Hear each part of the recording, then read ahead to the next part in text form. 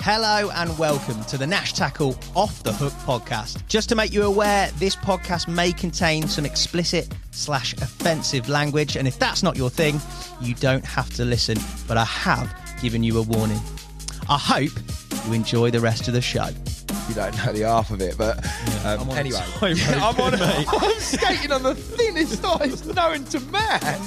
He said, and they put a poison in the tank that just instantly kills them. He went and we'd run out of it, so we cut their heads off with shovels.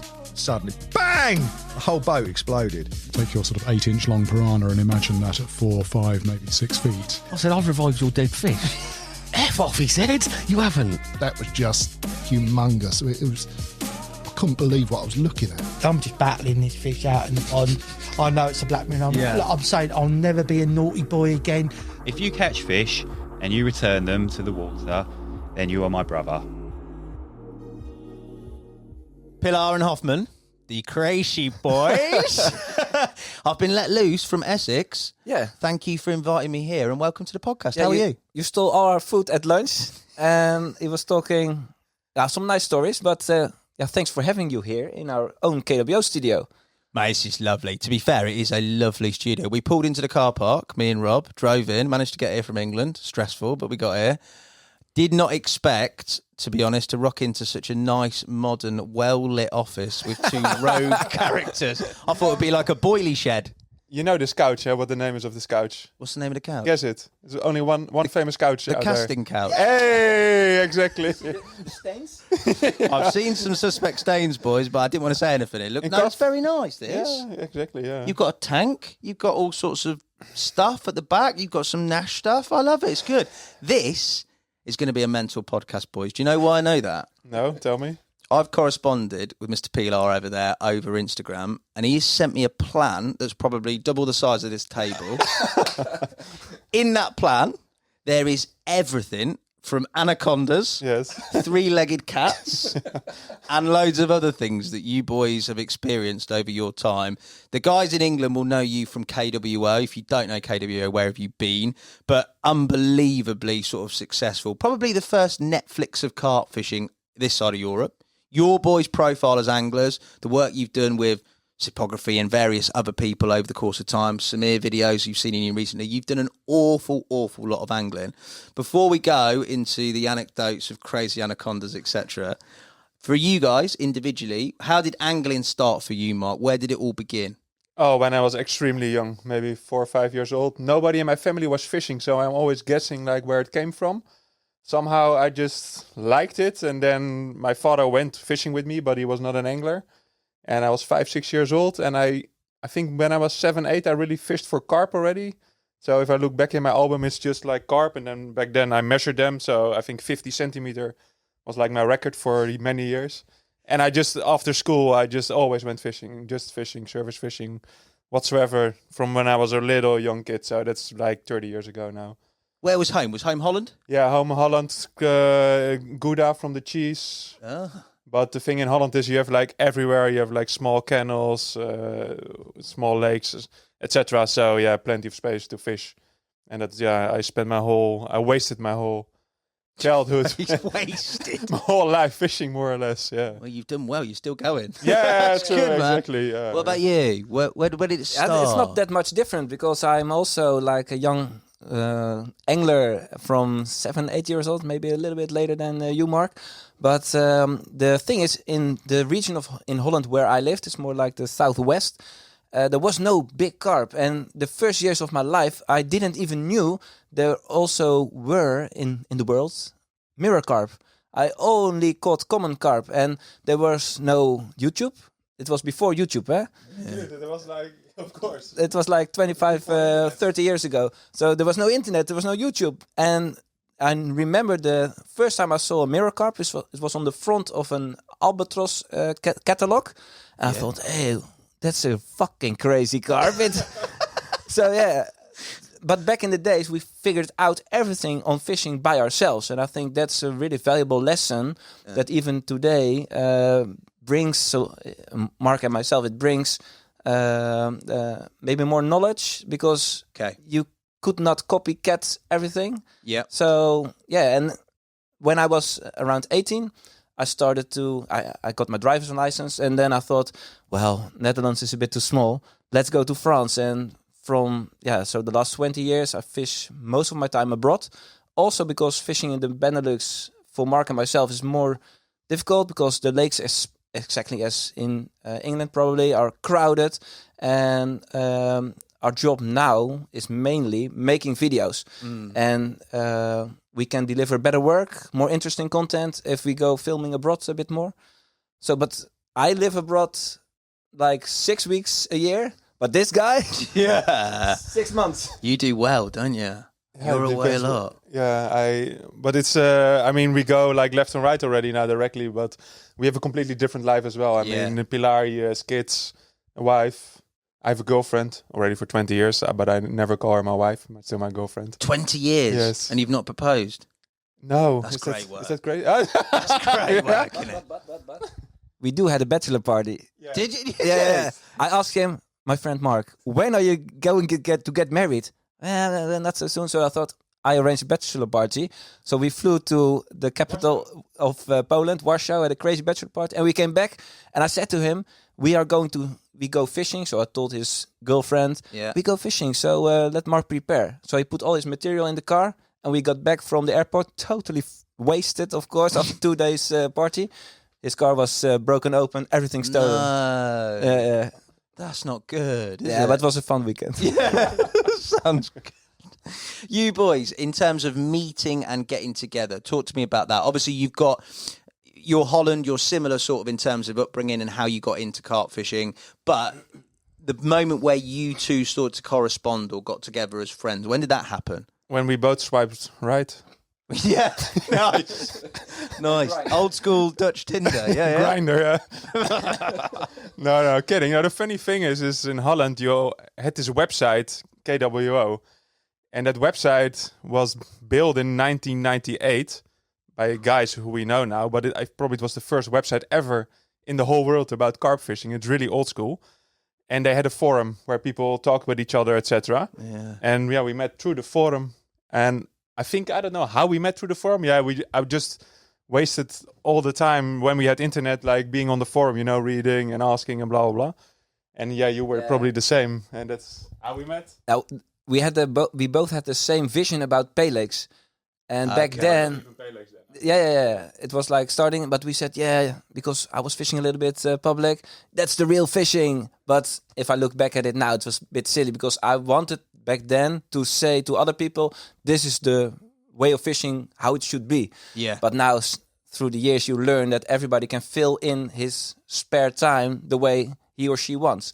So we had both the public fishing, and I was 18 and you were 16. And I said, why don't we, because we had so much in common, the motivation, the drive. I said, shall I pick you up and we go to France? So as a 16-year-old virgin, I took him to France. So in the car, I gave him some tips how to massage boobs and things like that. But in your first night in France, and that is how the legacy started, in the first night in France, what happened? I caught the biggest fish in the lake. So it was my first night ever in France, and I directly caught a mirror carp of 22.5 kilo. It was my biggest fish directly ever, and the biggest fish of the lake. And we knew some guys who pointed us to the lake, and they were like, it should be big fish there, but it's hard, blah, blah, blah.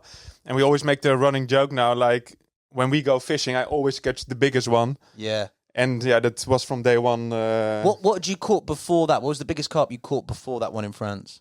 Yeah, for me, 20 it was kilo? No, 19 kilo, I think, on the local lake in my town. Yeah, that is cool.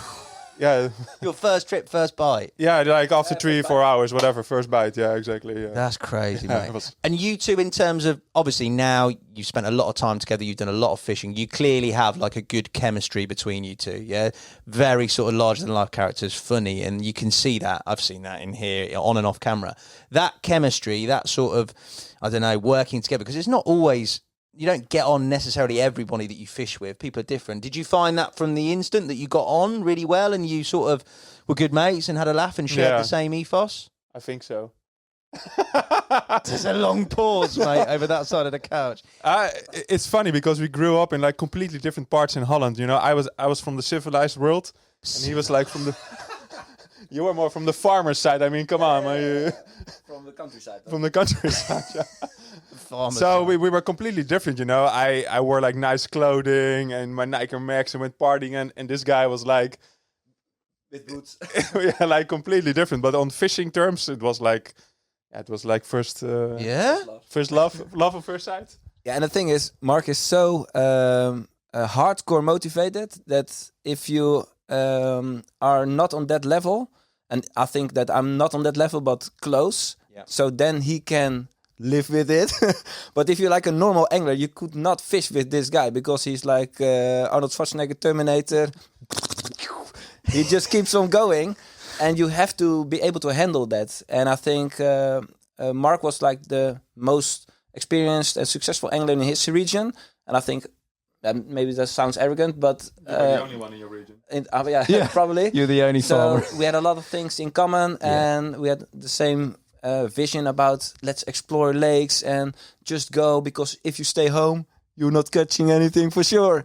So that was like the base motto, and from that on, we had so many crazy adventures, which started in 2023 with the first session, and 23? No. Not 2023. 2003. Oh, 2003. 2003. Sorry, yeah. My English is not that trendy. Your English is a lot better than my Dutch. Trust me, a lot better.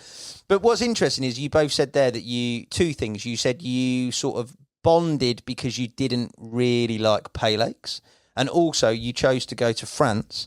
Now, driving through Holland today, the amount of water that is available everywhere throughout the whole country is unbelievable. There's a canal here, a river system here, a lake here. Why did you think that you had this sort of feeling towards not being about pay lakes? And also, why didn't you just stay more local and do more in Holland? I think back in the days, like what Michiel mentioned, like 2003, 2004, 2005, there was a huge problem here in Europe with the pay lakes, because in France, all the fish were mostly stolen on these lakes. So what happened is they catch the fish on the river, etc., from the big lakes from Duder, and they put them in small pits, around Lac Duder. So that was just terrible for all the public lakes. So I think the general view in Holland, like 80% of the people were like, say no to pay lakes because fish get stolen, blah, blah. And now, of course, through the years, it completely changed, and it's not those times anymore, luckily. So that's why we had this anti-pay lake thing, and I think it was really strong in that era. But right. That makes sense. And in Holland, of course, we have a lot of water. But even back then, I was fishing every week also in Holland. So of course, you want to go maybe 2-3 times a year somewhere else. I mean, the grass is always greener, right? Okay, cool. And the weather is better for sure, yeah.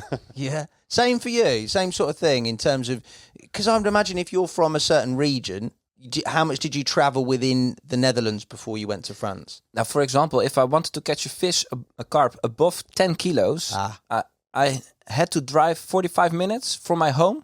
So my region was really shit. So I thought, if I drive 1 hour, I can also drive 5. And then I'm in France, and I have a whole new world is upon us. And the great thing about fishing in France on public lakes is that you buy one carte de pêche fishing license, €105, and you can fish on 90% of the lakes, rivers. And France, compared to Slovenia or Austria, is that each lake has so many public access to the water, and that makes France the most interesting country to visit as a carp angler, I think. But I think you have the same vision about that. Yeah, 100%. Yeah. France. For you guys, you talked about going on that first trip, catching a very big carp, getting off on a very, very good start.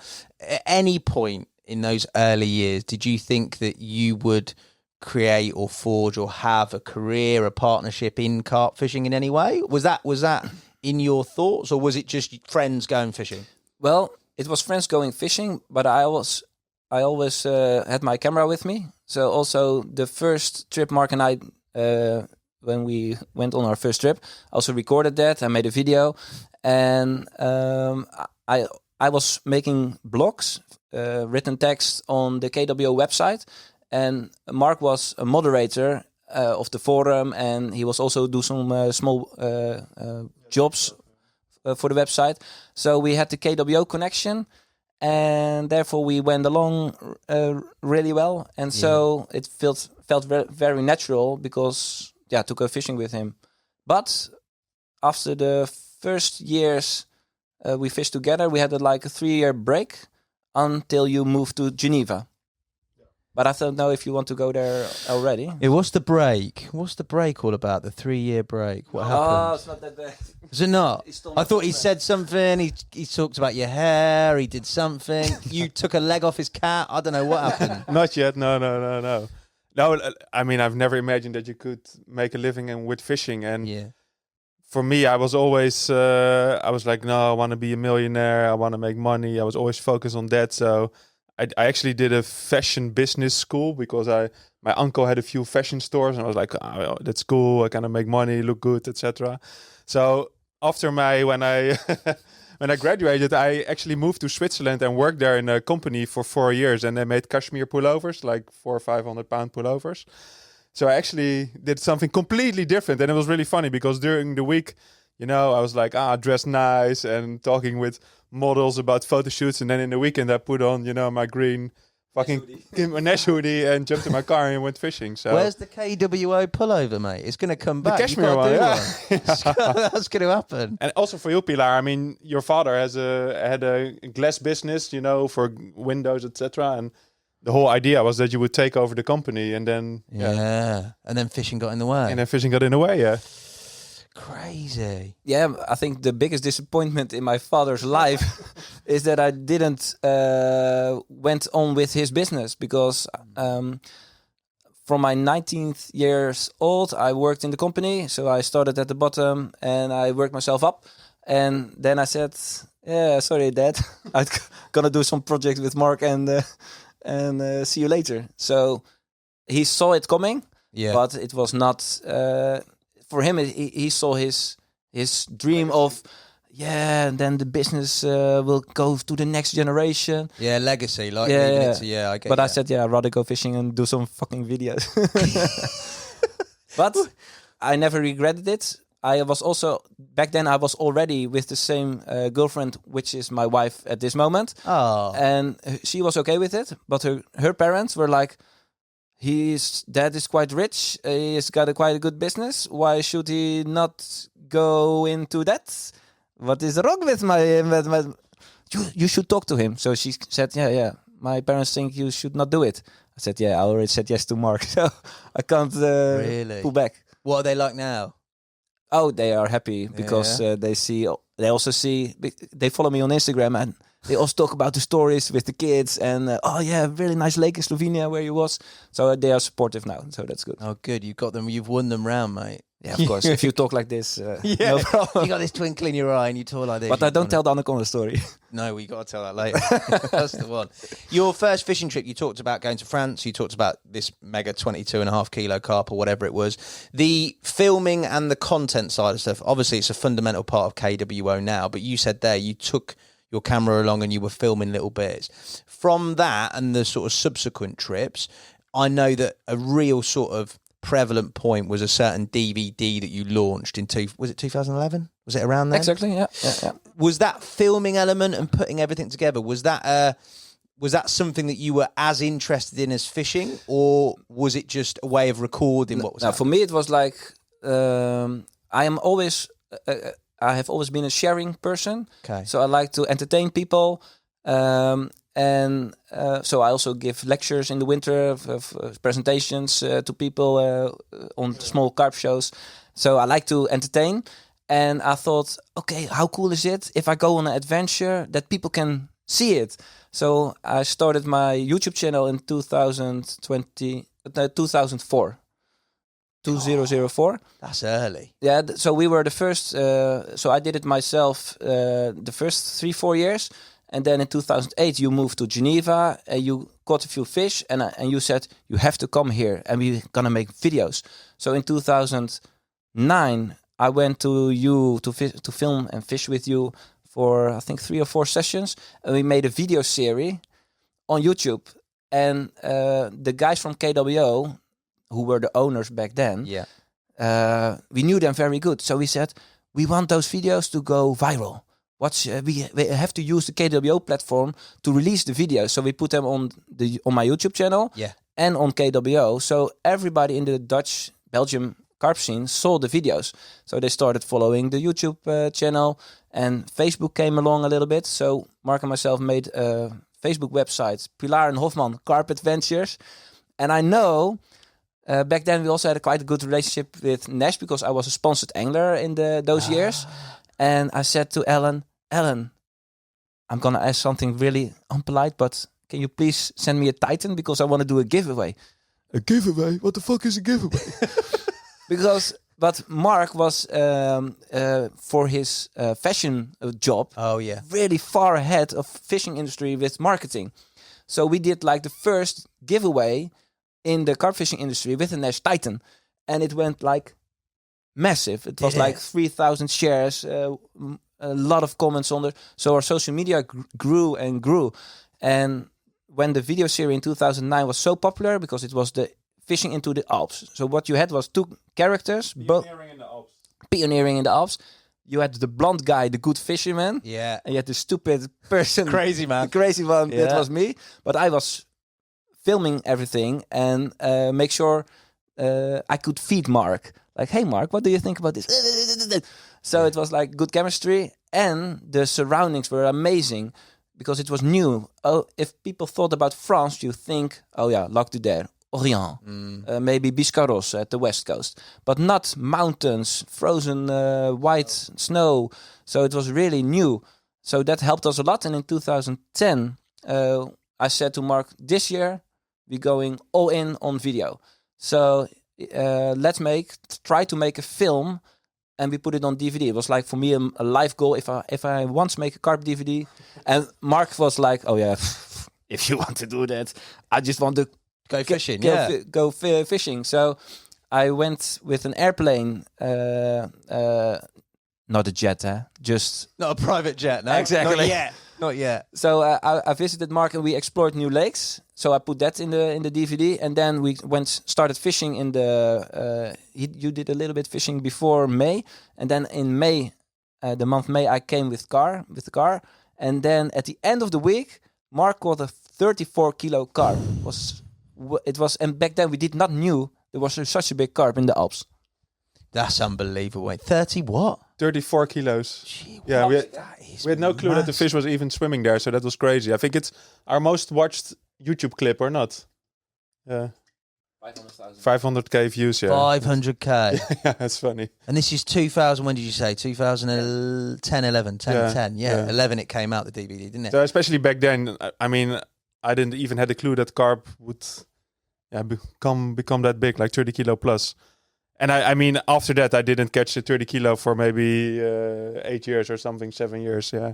The actual way that you caught it, the way that you fished, your angling there, it's all boat work, was it? Was it that type of lake? Yeah, but not the boat work what we are used to nowadays, because then we used, we call it the SGB. SGB? Yeah. What's that? For the Dutch people who are listening, speelgoedboot. It means toy boat. Like you can call it TB in English. Because we just bought like 5 of we could buy them in Holland in the shop for like 10 euros. With are these small boats for kids, the really thin ones.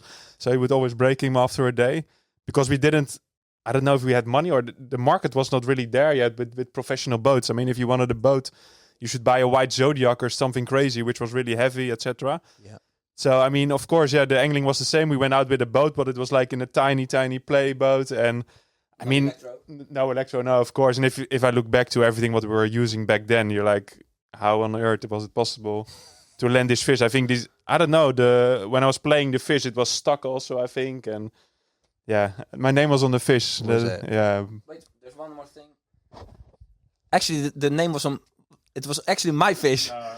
Because he's not happy about this. 1 hour before, he got a take. We fished big fish for Mark, big fish for myself. What we normally do when we are abroad, we say, okay, we fish our own rods until one of the two catches a 20 kilo carp, and from that it's the person you switch after a 20 kilo. So in the night I caught the 22 kilo, so it was Mark's turn. So in the morning he got a run. Oh man, this feels good. Whoa, and the fish went, the reel was rattling, and then poof, it was a hook pull. Ooh. So I thought, fuck, now I have to wait longer. And I said, for sure this was 20 kilo. And then the next fish, Mark was again, it was still his turn. 34.3 kilo, my friend. Hey. Whose rod was that? Probably my rod. It's always my rod, so it doesn't matter. Yeah. It's always my rod. The baiting, was it boilies? Was it simple, that type of fishing? Yeah, boilies back then. I mean, already quite. Did we use tiger nets already back then? Yeah. But it was boilies, yes, boilies. Boilies and more boilies. I've seen the boilies in the office, mate. The old KWO bait. Back then it was. I had boilies from the local tackle shop. They had a brand, something really random. But yeah. What it a worked. carp that is! I mean, what a place, mate. Beautiful. Yeah. The sort of that style of fishing, that sort of public lake, going out into the Alps, that scenery. For you, did you spend a lot of time in that region, or was it a case of fishing there, having an incredible result, doing all this filming, and obviously gaining a bit of profile at the time? People are noticing you and seeing what you're doing. Did you sort of want to spread your wings further, or was it still a case of concentrating in that area because you'd found something that you sort of enjoyed? Oh, 100% the last, because I was living in Geneva, and Geneva is actually on the border with France. So for me, it was like a 1 hour drive to like the nice region in the Alps. And we always called it the Alps, but where we were fishing were not actually Alps. So if you would Google, you would end up something completely in a different place in France. So that was actually nice, because people, of course, were trying to find the region where we were fishing, but they all went to the wrong places. And it was not even, I mean, we didn't think about it before, and we just saw mountains and we were like, we just call it Alps. But I think I fished there maybe for 3 or 4 years. Oh, wow. Basically on myself. Also back then, there were not a lot of French anglers. Most weekends I was alone on the lake, or maybe with 2 or 3 other people maximum. It was I think I have 2 areas in my fishing life which I really enjoyed, and probably this is the one which I enjoyed the most. It was just every weekend going to new lakes, looking around. If you catch fish, the average was always very high, like 15, 16 kilos. It's like 35 pounds. And you are from the numbers. How many fish above 20 kilo did we catch? You forgot one nice element. What we always did in our videos back then was that we gave the videos, the lakes, we named the lakes random names. So, for example, the lake we fished the most, we named it Lac de Dildo. But then on the French way, dildo. Dildo. But why was it called that? Dildo. Well, the shape of the of the lake is like a dildo. Like a penis. But dildo. But in Google you can check what are the searches. So after most Googled forever. it was like Pilaar and Hofman dildo. Top one ranking. Exactly. But in the period, Mark moved to Geneva in 2008. So 9, 10, 11, and start of 12, we fished in that region. And I think the number of big carp is, for back then, it was like really incredible. On the best lake, we had 54 different fish over 20 kilo. And it's also the lake Sami fished. Yeah, but that's different. Let's not give it away. Otherwise, we can have like a huge podcast. So yeah, the number of big carp was incredible. But if I look back, what thrills me the most is the adventure that you go to crystal clear lakes, mountains on the background, green tree line in front of you, and not knowing what exactly is underneath the surface. Yeah. And what is a bit a pity is that carp fishing in 2024, almost everything is a bit known. Yeah. So the feeling from that period, I don't think that will ever come back. But I'm really happy that I experienced it. Yeah. So, that process of, I mean, you did it at the very start. There wasn't a lot out there. YouTube was pretty new. Facebook came in. You talked about this development, if you like. And with that, you being noticed, how did you find not, I'm going to say the responsibility, but sort of maybe a bit of pressure when you're filming not to give places away? Because obviously that's a thing now I think we see in England with a lot more media coverage, a lot more companies coming over into Europe. There is a sort of a bit of an unwritten rule, a grey area where you don't want to tell everybody spots, pins and things so that it's crowded with anglers. But at the same time, you do want to make good videos, you do want to make good content, you want to go to good lakes. How did you find it at this point? Difficult? Yeah, it's difficult because if you want to make a amazing video that people say, wow, that was so cool to watch, you always have to use a drone because drone footage spice up your video a lot. But it's also difficult because Google Maps is very patient if you are as well, because then you can find. So that's difficult. But for us, what we often do is if we go fishing somewhere and somebody asks, "Are you going to film?" We are always fair, straight. So we say, "Yes, we do," and then it doesn't stab them in the back. So I think that's a good thing to do. And often the videos they are published like a year later. Okay. So, for example, Mark is fishing in France the whole year. The videos are coming out the next year in April, May, June. So that gives us also a little bit of space. But yeah, the thing is, if we are not filming on the lake, then Daryl Peck will come, or Shipography will come, or another Dutch influencer will come. So back then it was more a thing than now, because now it's so well known, everything. Everyone's used to it, aren't they? To an extent.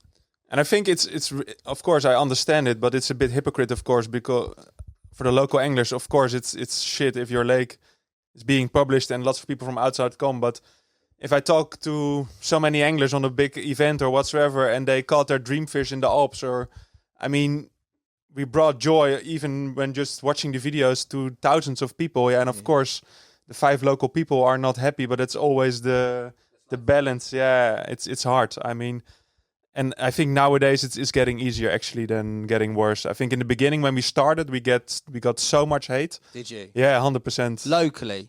Yeah, but on internet, like on Facebook, I mean, behind the screen, of course, there was a lot of hate. In France, people didn't like it. I mean, your windows from the car get smashed and that kind of shit. But actually, the last years, that didn't happen to me anymore. I think people are just more used to it, that there's being filmed. Most waters where people go are already known. Even if I would find a lake now, which is completely unknown with big fish, I wouldn't even film because it's so precious, because I think 99% is already known and you can do whatever you want, more or less. It's interesting you say that, because I think I'm coming from a very British perspective, and the sort of English scene. When you think of Europe, you still probably think of what you guys are referencing when you went to the Alps, where it is unknown.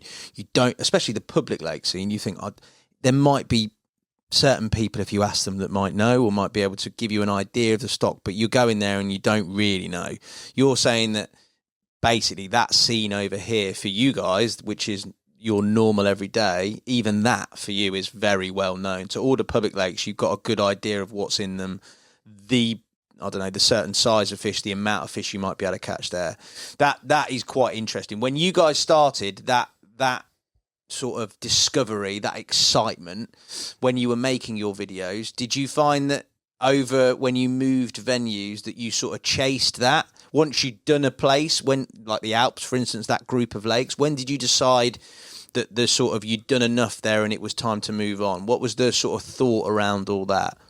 For me personally, it's about getting busier, because if I go fishing, I would prefer to see nobody. And even if somebody like maybe a mile away, I can see them, I'm like, man, it's getting busy. So for me, it's really that. I really want to do my own thing. If I'm honest, I prefer to fish alone, because I have this like tempo when I'm fishing, rushing, running around. Like Pilaar said, it's hard for people to keep up with me, and I can change my mind in a split second, and then I just have to move or something like that. So it's really hard to be with somebody if he doesn't have like the same pace as drive and pace, etc.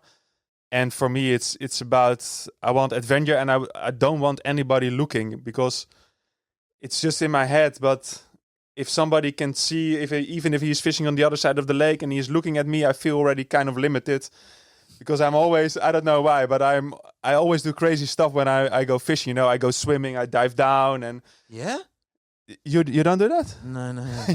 You've not been to. I'll take you to Linear in England, mate. You're not diving anywhere unless you get pushed in. But you, that is all. You've always been like that. Always a bit like crazy. Yeah. And I did, especially in the beginning, I always looked for the edges, like also what's allowed and what's not allowed, especially in France, because you fish on these huge reservoirs of like thousands of acres. And you have one tiny part, what's called the reserve, and where are all the fish? Of course, they're always close to the reserve. So I was always like, okay, camouflage nets. I hid my gear in the forest. During the day, I just went walking like a tourist around. And then in the night, I went back into the forest. I went to lakes, and then I had a campaign for a week. And then I hit different... I put my bait on different spots around the lake the first day. So the first day I spent more or less 8 hours on the bicycle. Wow. Just to put like maybe 150 kilos of bait on different spots around the lake. So it was easier for me afterwards to bait up and switch spots, etc. So I'm always a bit crazy. So I prefer if nobody is looking. God, that's busy. And if not, just go in the reserve. Oh, and busy, catch them man. all. I had one time I was fishing on Cachen in South France. And because we don't have kids... we are a bit more flexible. My girlfriend is also flexible, not only their body, but also... Oh, here we go. No. No. We rented a house in close to Cachen, the famous lake in southern France. And we spent there 5 or 6 weeks in total because you're only allowed to day fish there. Yeah. So I wanted a house close by, etc. And I think I'm already not a heavy guy, like 75 kilos max. And I think after the Cachen trip, after 4 weeks, I lost like 8 kilos, something crazy. Jeez. I was like... skinny as fuck, but just because I had to move every morning, 5 o'clock in the morning, had to go to the lake, drag everything down on the rocks, blah blah. So for me, I honestly think that the way I fish is also very unhealthy for my body, and I can also feel it now, and I try to be a bit more, conscious about it. But that's what makes you a good angler, though, isn't it? That level, that ability to be able to do that. Yeah, it's funny because you can define good angler on different ways, and I think there are like so many better anglers compared to me because technical wise I'm not a good angler at all. You can ask people about the moon and about rigs and about how a carp functions. I have no fucking clue. The only thing I know when I go fishing is I will do anything to find the fish and fish on top of the fish.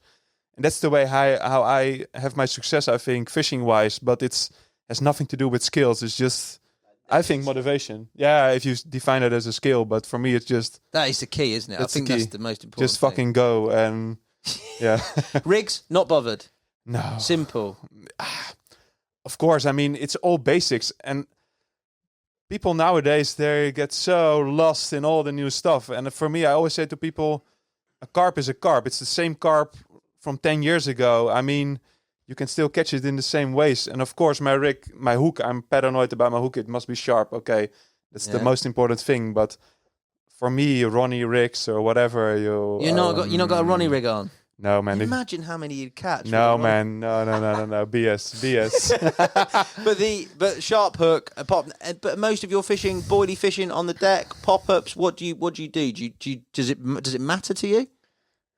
It does matter, but I think. For my result, it doesn't matter at all because of course, even I get influenced. If there's a new video from Nash on YouTube with a new rig, I'm like, it looks interesting. Let me try it, blah, blah, blah. Of course you do it, but in the end, you always come back to the same stuff. And for me, I like fishing with boilies because especially here in Europe, you have a lot of bream and other like nuisance species, etc.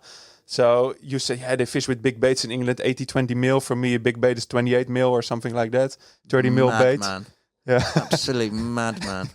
I'll get you some 10 millers. You'll catch loads. Yeah, of course. If you want to have a lot of action and catch a lot of carp on a pond or whatsoever, of course you need to use small bait. Of course, last week I was in France. It's winter. I was on a pay lake. There was no bream. Of course, I fish with a 12 mil pop up and I catch my fish like that. But if you go to the big wild lakes, it's different. I still think. Maybe I short myself a bit here because I say I'm not a good technical angler. But for me, I'm paranoid about, I need to find the fish. And then I need to know if I'm behind my rods that I'm fishing perfectly. If I have 1 second doubt that my rig or something is not correctly underwater, I will just replace it. So I started swimming out my rigs like a couple of years ago. I was the first one probably maybe, I don't know, that is 5 years ago now. I was on one of the busiest, most... sort of after lakes in France, lots of big fish, and what everybody is doing there, they fish on like clean patches between the weed. Yeah. And I was like, the fish are not stupid. I mean, of course they know if you put it on a clean patch that there will be a hook somewhere there. So what I was like, if I go swimming, I can just place my rig on top of the weed. And what I did, and afterwards I checked with the underwater camera and it didn't make any sense at all, but I can tell you why, is I took my hook and I put my hook around a piece of weed so that it was hanging more or less on top of the weed. Yeah. So I didn't just put it on top of it, but I hang my hook in the weed more or less. And then with a tiger knot, so not too heavy, of course. And then with a helicopter system, and the lead was like 1 meter further away because I felt with my arm how deep the weed was, and it was still here. And then I hang my hook on the weed. And then I think the first session, I was there 3 days. I had like 45 fish only during the day, so like 15 fish a day. And it's like a really hard lake in France. Oh, so nobody else was catching it? It's not like loads of bites? No. It was not known for that. No. So that was crazy. And then I was like, okay, this is working. And I had already a couple big fish there, up to 32 kilo that session. And then I was like, okay, I need to come back and do this quickly again. And a couple weeks after, I was back again and did the same trick, fishing on top of the weed. So in total, I caught there like 75 fish in 7 days in total. With all the big fish from the lake. Like I had like 3 fish over 30 kilo. But it was just because I went out swimming and I put my rig on top of the weed. There's got to be something in it. When I think typically of sort of European public water carp fishing, I think loads of boilies.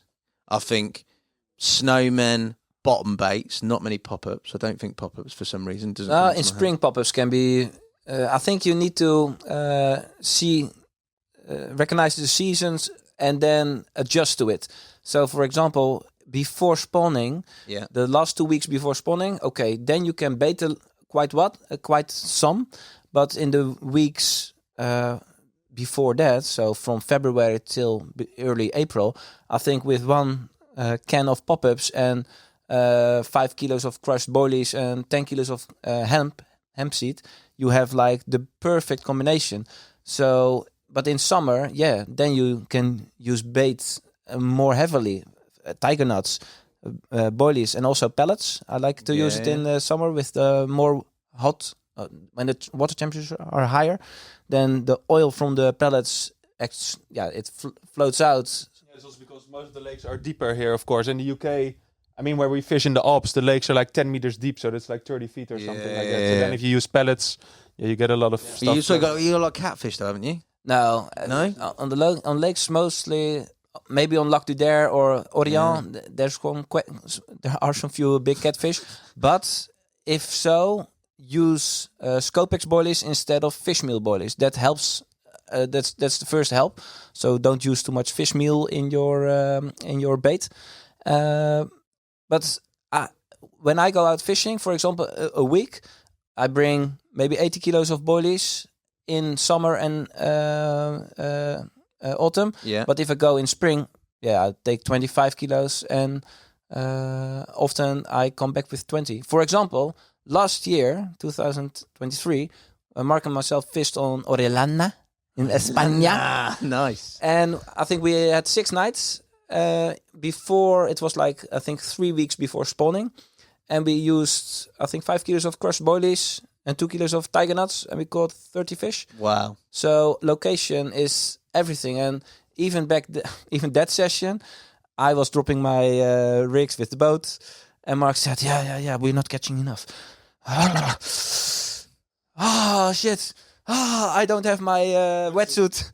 So he went swimming in 19 degrees of water, and but thanks to that, I think if we did not do that, if we dropped everything a bit, but of course we also would have caught 15 carp, but now we caught 30 thanks to Mark his diving activities. So I think maybe a good advice for people who are wearing glasses, you can get prescription goggles. I don't know how I say it. And it's not that expensive for 80 pounds. So you're going to get everyone in England getting banned, swimming out in lakes, dropping rigs. Yeah, I think it's the edge. It's the best. He's got commissions in sales. He's on a 10% code with KWO. Incredible. Some people joke that because we are fishing so much, So we always have like the newest stuff. We adopted quite quickly. Yeah. It's the same with the drones. So everybody in Holland was first complaining, because of KWO, everybody has drones now on the water side, blah, blah, blah. Because people get enthusiastic when they see we could find a fish with the drones. Yeah. And now is the joke, okay, everybody is going to swim now their rigs out because of you. But it can be dangerous. I mean, I have my scuba diving certificates, etc. So I know a little bit what I do. And I mean... little bit. Be careful a bit, yeah. I mean, probably the UK guys should wear like a life jacket when they go swimming. We've had this debate. So we were having a lovely lunch. They put on a lovely lunch for us right when we got here. And we were talking about life jackets. Girls did come into it. Obviously, men as well. But we were talking about life jackets. And sort of you guys said that the videos have a disclaimer about the use of life jackets. And it definitely seems another sort of cultural difference is that over here, if you don't use a life jacket, I mean, okay, you've not used one, but there's not like a backlash. Whereas you guys have pointed out that there is that disclaimer. Why is that? And the fact that there is a bit of a backlash around that. And I think I talked about it in the fact that there's not a lot of venues in the UK where you do boat. And there is a sort of a safety feature. Maybe it's a British thing, an inbuilt safety feature that's in I think most of the people who complain about stuff in fishing they complain about stuff where they have no experience in or what they don't do themselves. And I think in Holland, everybody is using a boat. So everybody knows how annoying it would be if you get a run to look for your life jacket. And I think that's probably the thing why people complain about it. I mean, people always complain. The people who scream the hardest, if you go to a lake and you film it, are probably the people who not even fish there, or it's always a bit like that as well. One thing while we're on fishing for you, we talked about how you fish. You talked about it being seasonal. Things like zigs, surface fishing. Do you use zigs much? I don't see much zig fishing on the continent. Why is that? Because it's not necessary. I think the lakes are not that.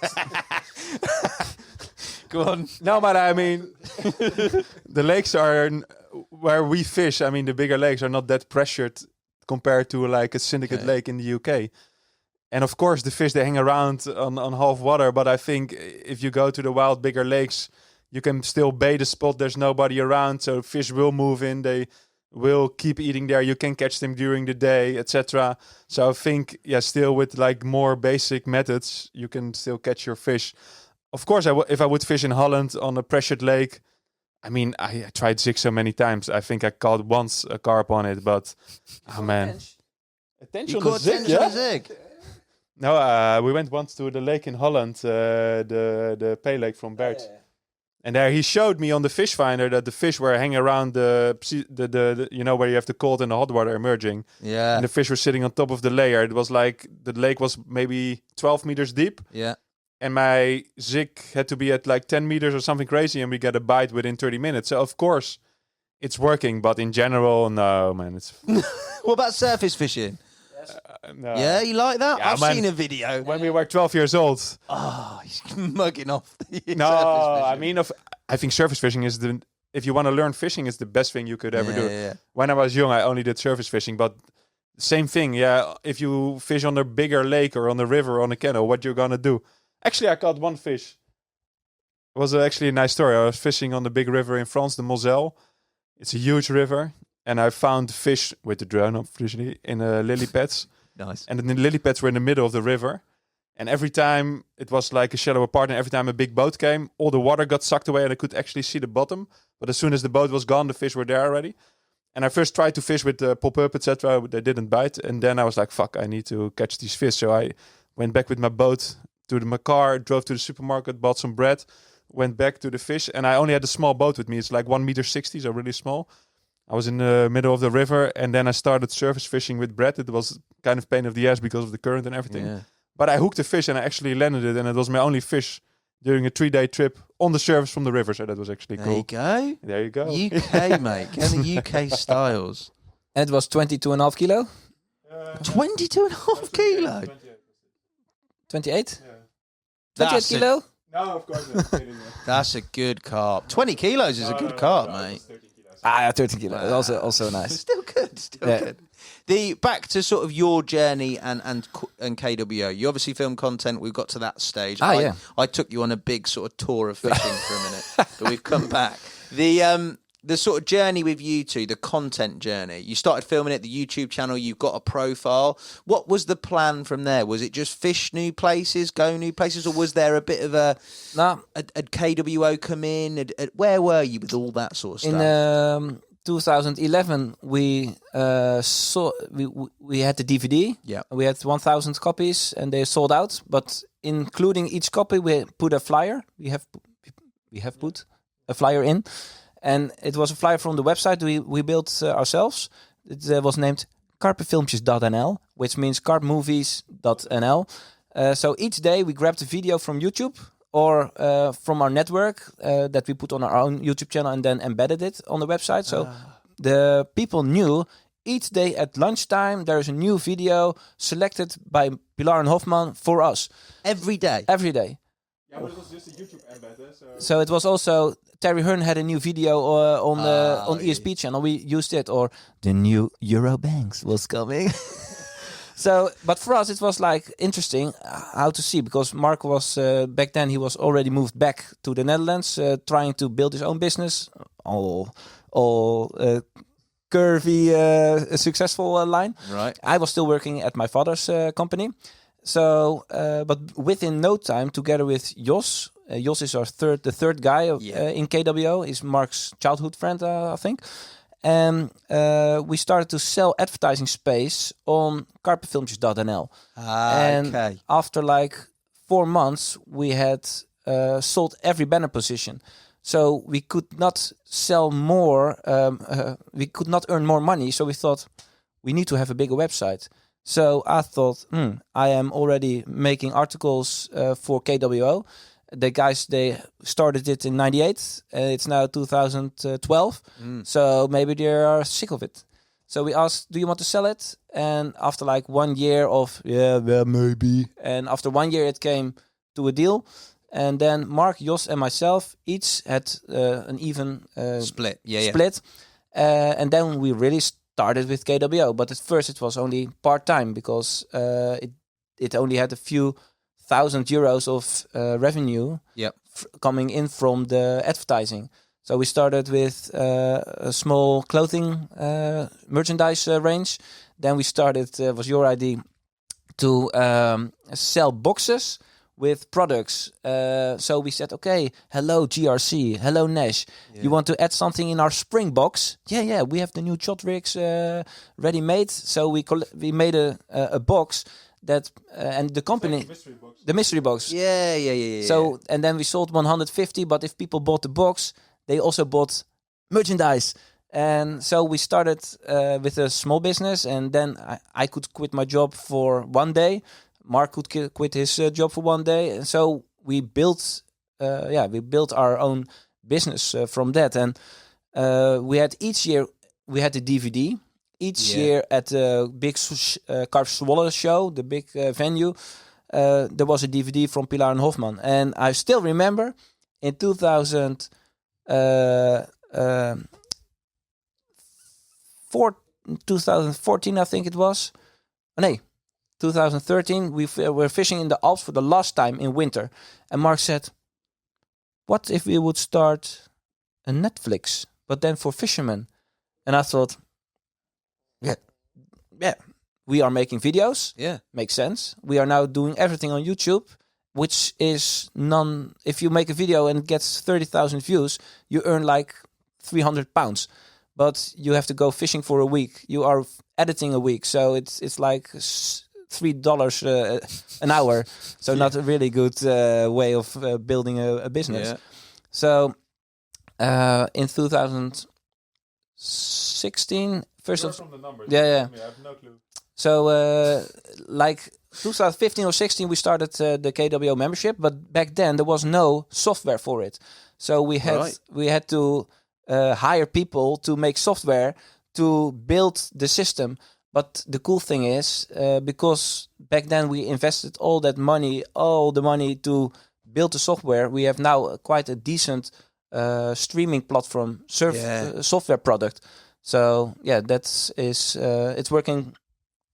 Most of the time, it's working quite good.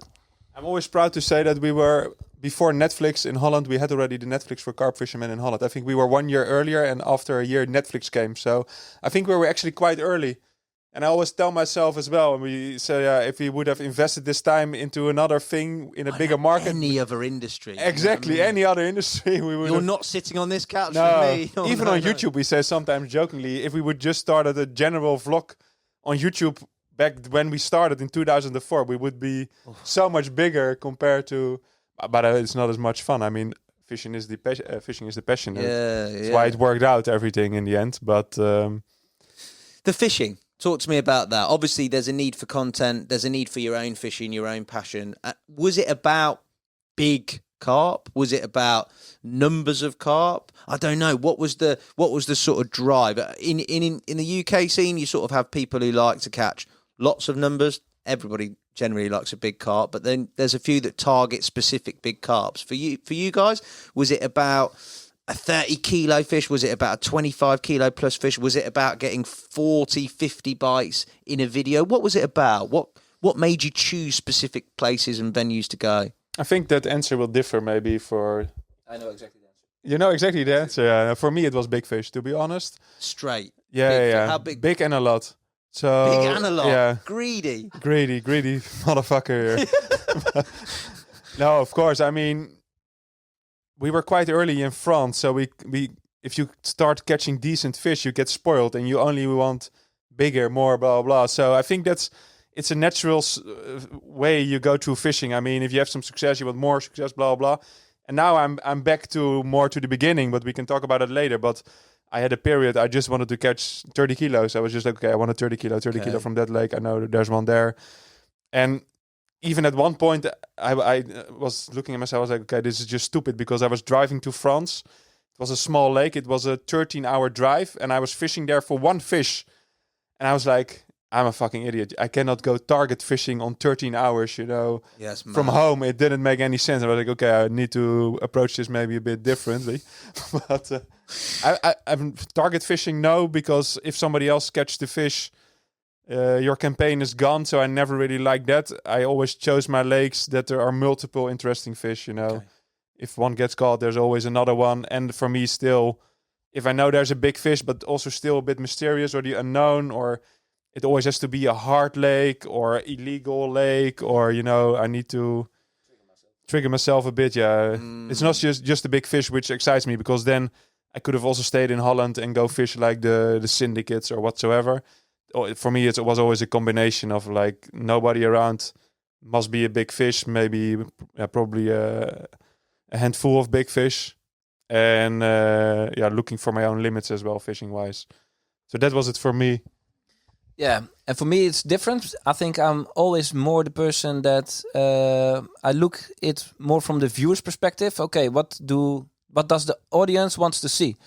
And what I think, especially back then, what the audience wanted to see was adventures on venues, new countries, new lands, new lakes, discovering, and combine that with two more important elements. I think the chemistry between Mark and myself, like the jokes and the make fun of each other, and always sticking and poking around, and catching big fish in a hardcore way of fishing. Because, for example, in 2014 we went to Bled. Nobody in Europe knew Bled, but I had one Belgian friend. He said, yeah, I was on holiday 5 years ago on Lake Bled, and there was a guy fishing for carp, and he caught a 9 kilo carp, and I was there. I thought, okay. So I started Googling, and as we saw the first, the Eleonora chick, zo'n Italian girl with a 25 kilo mirror. So I said to Mark, we have to go there, because that is content we can use for DVD. So that was... so we made a video from it on DVD. Yeah. It was before the Netflix... we started the Netflix thing. And then we started the Netflix thing. And we thought we have to have more of these crazy adventures. So then we said, okay, I heard some stories about Turkey. So... We're getting there. Now we're coming closer to the Anaconda story. Oh, lovely. Bled, you've glossed over. Bled. Oh, no, we can't skip it. We can't skip that. No, it's so... I think Bled, the first time I arrived, if you are coming, if you're visiting Bled, everybody who has been there knows how you have the road towards the lake is a long road, and then you see the lake in the background, and when it's sunny, the water is blue as it can be, and then you have like the mountains in the back. And the thing is, why is Bled such an amazing venue to fish for carp? The main reason is you can do so much to catch. If you are fishing Orient or Lac du Der, you are you have to have the wind needs to be good. But on Lake Bled, you can move around. There's no fixed swim, so you can fish almost everywhere where you want. And if you want to go diving to put your rig, you can do it. If you want to do spombing, you can do it. If you want to, you can do everything except boat and bait boat. Yeah. But when we were fished there in 2014, nobody was watching. Bait So boat. Did you have a bait boat? we had a boat, so Full rowboat. I can't tell everything, I think. But and It's even on video. It's on film. yeah, okay, it's also in the videos back then. But I think after the Alps, my fishing on Bled, I went there way more often than you, because you think it's more like, it's not adventurous enough. He doesn't like all the people standing beside you. People. And if I'm drilling and they're coming Japanese tourists, then I say, yeah, big carp, eh? You want to go for the picture? You love it, don't you? I like the attention and to make fun. And yeah, I think Bled is a place you have to visit once in your lifetime as a carp angler. And what is relaxed now, there are only 10 licenses a day. Yeah. Some people say, oh yeah, it's but if you have one of those 10 licenses, you have like it's the lake is so big, you have enough space for proper angling. So Bled was awesome. The first time we went, we said to each other, night fishing is not allowed, so we don't bring bed chairs. So we rented an Airbnb. And like after 2 sessions during the day, we saw the fish jumping in the evening. We thought, maybe we can stay a little bit longer. So we fished till like 11. Yeah. And then we said, maybe we want to fish a night, but we don't have... Just to see what happens. So the first night we fished, Mark caught one of the biggest common in the lake. It was a 26 kilo, amazing fish. Because back then the fish on Bled, like 10 years ago, the fish were way smaller than as they are now. That's still a big carp, isn't it? Yeah, still big carp, massive. But we did not have bed chairs, so we sat on. We also did not have chairs, so we sat on the voedraal, the scope voedraal, so. And from the Airbnb, we brought the sheets, so we were all night like this. Yeah, fishing, really good. Yeah. Did no one come and see you? No, of course not, because back then there was nobody. Yeah. There were like no other people from abroad, so only a Slovenian local, maybe 1 or 2 Italian, and Pilaar and Hofman in blankets. In blankets.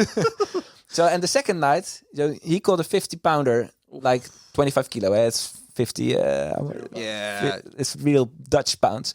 And the second night, I caught myself a 25 kilo. So it was like amazing start. And it was really nice because it was very close to Ljubljana. And You went to Ljubljana then already? that was in that spring session. Jos Benders, our companion, our friend at the KWO business, he was joining. But if you have to make a level of entertainment in a person, right, you have like a 1 to 10. Yeah. And then you have Hofman is like 7.5. You have like Pilaar is like a 9. You have Hassan Khan is like 11. But then you have Jos Benders is like below 3. -3. Yeah. So he was good at lunch, mate. yeah, but he's grown a little bit. But right. back then it was like boring, but good for the business, because somebody needs to make the deals with the brands. Yeah. But Ljubljana was really close. So when we were there in autumn, we had an amazing session, and with all the fish from the spring session 2014 and the autumn, we had like 103 carp. But we said to each other, if we catch number 100, we're going out Friday night to have a party. And that was the first time we went out for a party. And that was the night Mark Hofman learned me how to drink gin tonic. Yeah, and that gin and tonic. And that was from then it's all down the drain. That was the point. From that point, it just absolutely went down the No, I drain. don't know. But that was well. It was the Club Circus. Club Circus was good. There's a lot of laughing and looking at each other. Yeah, the thing is, we had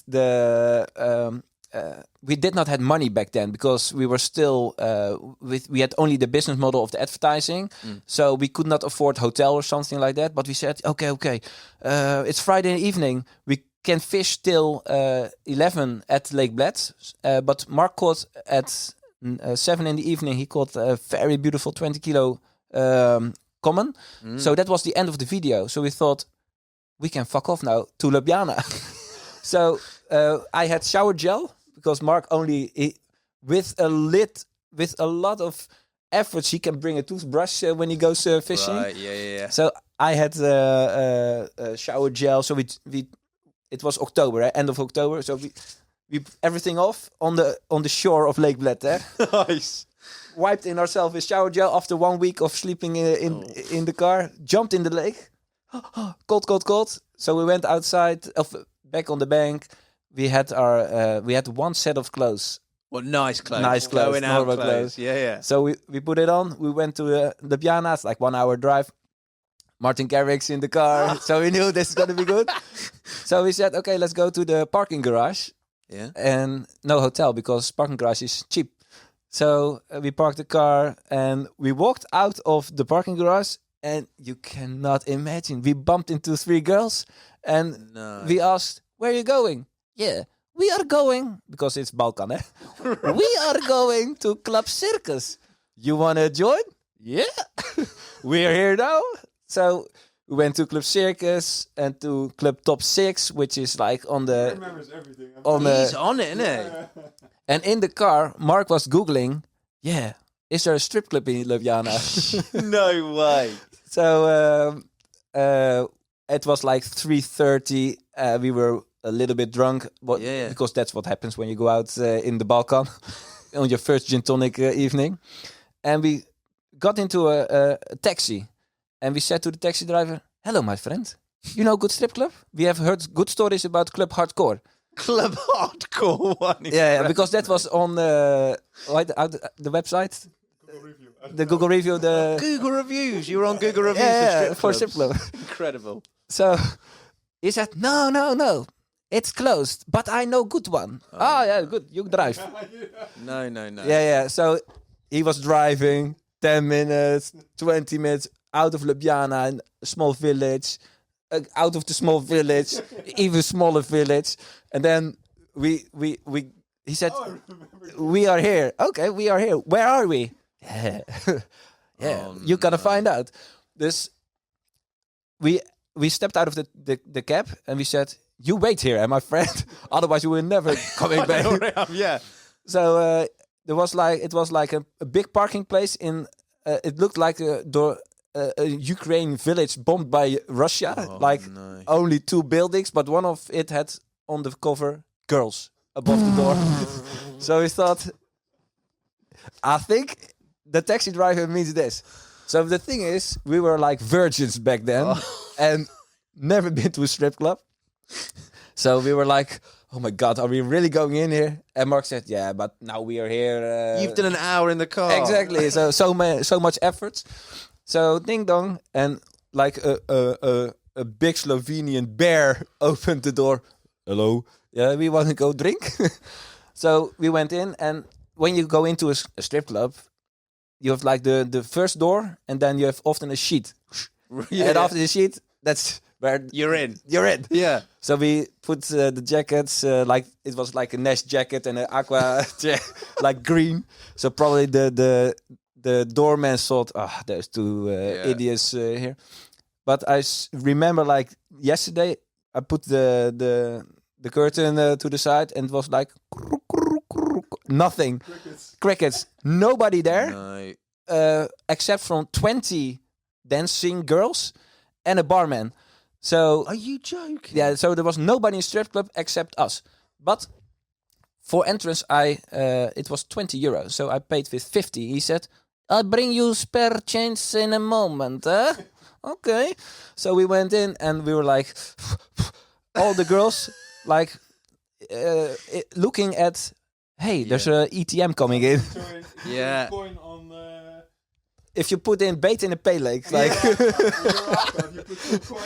If you put in bait in a pay lake, Yeah. brilliant. So I went to a bar, avoiding any eye contact with the girls. Yeah. So it was like, hello, can I have 2 gin tonics, please? Yes, that's 24 euros. What, 24 euros for a gin tonic? Holy shit. So when I was ordering, a girl came and she was like, oh, I can see you work out. So I said to Mark, we have to go. We have to go. Yeah, because they were saying, you can go private with me. It's 50 euro. I said, no, we're not going to do that kind of shit. Watching titties is good, but no fucking.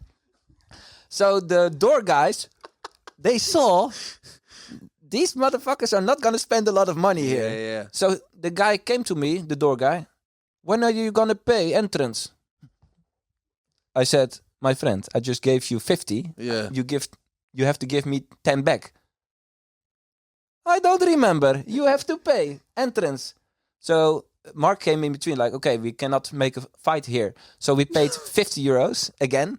No change, of course. And then we got kicked out of the strip club. And then the taxi driver was still there, so that was lucky. My friend, where have you brought us? Yes, it's good club. Normally really busy on Friday. So he said, wait 1 moment. So we got back into the taxi. And he went to the door, and you saw the door guy pay him like 20 euros. No, he's on commission, man. Exactly. So it was like, he came back, yeah, I have wife and girlfriend and also 3 kids, so I have to make a living. So he said, it was a good story for later, but maybe you know another place. Yeah, I know, good place. So he drove back to Ljubljana. He said, I bring you to the best strip club ever. Okay, so he parked at Club Hardcore. It was open. You're joking. Yeah. You have been done, boys, haven't But you? that type of adventures, yeah, it's cool because you Memories, isn't there? Yeah, memories, and it's Slightly strange memories, Yeah. but memories. but the story gets even more crazy. But I can't tell that. But we were in the Club Hardcore strip club. He lost his credit card and he had to call the bank at like 5 o'clock in the morning to block his credit card. And You lost it in Club Hardcore? of course. So he has to name the last transaction he did to the bank. The guy said, can you please confirm what your latest transaction was? Oh, no. So that was That's fun. not a good bank call, is it? Yeah, it's fun. Yeah, it's The fun. guy was laughing. Was that better? Yeah, of course. Oh, Club Hardcore. That's sounds me this good. week. Oh, mate, that is madness. But as you say, the adventure, the journey, the experiences, I mean, it's what I think it's all people about. are too serious when they go fishing. Yeah, well... I'm Especially if certainly you go abroad for like a week. I get it if you can only do it once or twice a year. But even then, what are you going to remember? That one fish from 17 kilos or whatever? No, of course not. I think in the end you remember the fun you had with your mate and the car broke down and all the shit what happened. And Club Hardcore. Club is what you Hardcore remember. definitely will never forget. So- no, but I mean, it's like you have to make some memories or not. And if you go only fishing and only 100% focus, I mean, it can be boring as well. I mean, come on. Too right, mate. It's all about the experience. It's everything, isn't it? You just Yeah. say you got to have a laugh. You got to enjoy it. It's what it's about. Otherwise, Yeah. why'd you do it? You referenced another place. So you talked about Bled. You talked about the sort of fishing on there, and you may be thinking it was a bit more pay lakey and not really your scene, not hardcore enough. No. No, I like Bled a lot, but if you know the trick to catch a fish on the lake, for me the magic is more or less gone. And I think the fishing on Lake Bled, it's really nice because the fish are amazing, especially nowadays, so many big fish. But I think the fishing itself is quite boring. Like, you just have to, there are only, to be honest, like maybe 2 or 3 good spots on the lake where you want to fish. In the end, all the big fish get caught next to the wooden house, the boathouse. So everybody want to fish there. So it's already stressed, like, I need to be there in the morning. And then it's just casting, it's everywhere is 9-10 meters deep. You just cast, you bait, and you catch fish. So for me, I always get sometimes I even like finding the fish more than actually catching them. Sometimes I even feel sorry to catch a fish. Yeah. Because I'm like, fuck, I found you. I can catch you now so easily. I feel bad. Hey, mate, you've done a lot of it. The other place you referenced was Turkey. That is not I wouldn't say that's more off the beaten track, isn't it? France, public lakes. No, of course. Bled at the time was maybe a bit off the track. Yeah. But Turkey is different. Talk Yeah, to we me were about not the Turkey. first ones because we had a Dutch guy, Daniel. He works for Korda, Daniel Jihadwa. We call him Jihadwa, but it's not. It's Javatnia. No. Did he help with the underwater tapes? Yes, exactly. Yes, I know exactly what you're talking about. Yes. He once wrote we saw a Belgium guy in the Belgium VBK magazine. It's the Association for Belgian Carp Anglers. There was a small text and 3 or 4 pics with really nice comments, and it was Turkey. Where you're like, hey, what the fuck, Turkey? Are there carp? And then Daniel was there, and he wrote an article in the carp fishing magazine, and we're like, oh my god, that would be so perfect to make a film in Turkey. I mean, nobody is gonna expect that we go fishing in Turkey. So there was a Belgium tour guide, a guy who organized everything there, and you need that because you have to go by plane, so you have all kinds of stuff you have to figure out, rods, bait, etc. Even then we were like, no, we're going to do it our own way because you can buy corn and maize there. And we were like, no, we need Boily. So I think we had our hand luggage was completely packed with Boily. So when we arrived in Turkey and it had to go through the scan, I was really scared because on the monitor was all these small, but I didn't say anything. So that was... Carry on, straight through. Exactly, yeah. So... No, and then I mean the fishing was amazing there. It's really, you cannot compare it. I wouldn't even describe it as my style of fishing, but because it was so odd, it was fun. Because during the summer you have all the tourist boats on the lake, big boats, maybe 30, 40 people can go into the boat and they make a round trip around the lake. But during the winter, they have nothing to do. There are no tourists. So this Belgian guy, what he organized, he made a deal with those guys. So he rented these boats for fishing. So basically, you jump on a tourist boat, like a 2-layer boat, 2 floors, huge fucking boat, and then you could go fishing. So you put your rod top on the deck. It's 5 meters down to the water. It's you're fishing on a boat for normally 40 people are on the boat, and there's it's like a party boat, big audio system, lights, everything. So that was perfect for us, of course, you can imagine. But I mean, the fishing with the boat was nice. You get a captain. The captain was drunk all day. You have the Turkish beer Efes. It's called Efes. It's the local beer, so we call the captain Efes all the time. So that was Captain Efes. And then in the morning at 7:00, you jumped onto the boat. He was waiting for you on the Turkish boulevard, and then you went into the lake. And the lake, how big is the lake? 12,000 hectares. 12,000 hectares. And the crazy thing is, this lake is connected to the ocean. So on the top of the lake, there's a river. The river is actually not that long, maybe 2 kilometers long. And then you have the Mediterranean Sea. Wow. So actually the water on the top of the lake was saltish. Yeah. Exactly. And turtles came in. Turtles came in. So sometimes you hooked a turtle. Whoa. The turtles were came eating up the river, boilies as well, yeah. and they were eating boilies. Yeah, and these were turtles of 100 kilos. So Shut up. Not like little terrapins. I'm No, thinking no, little terrapins. no. A sea turtle. yeah, sea turtles. What sort of madness is going on in Turkey?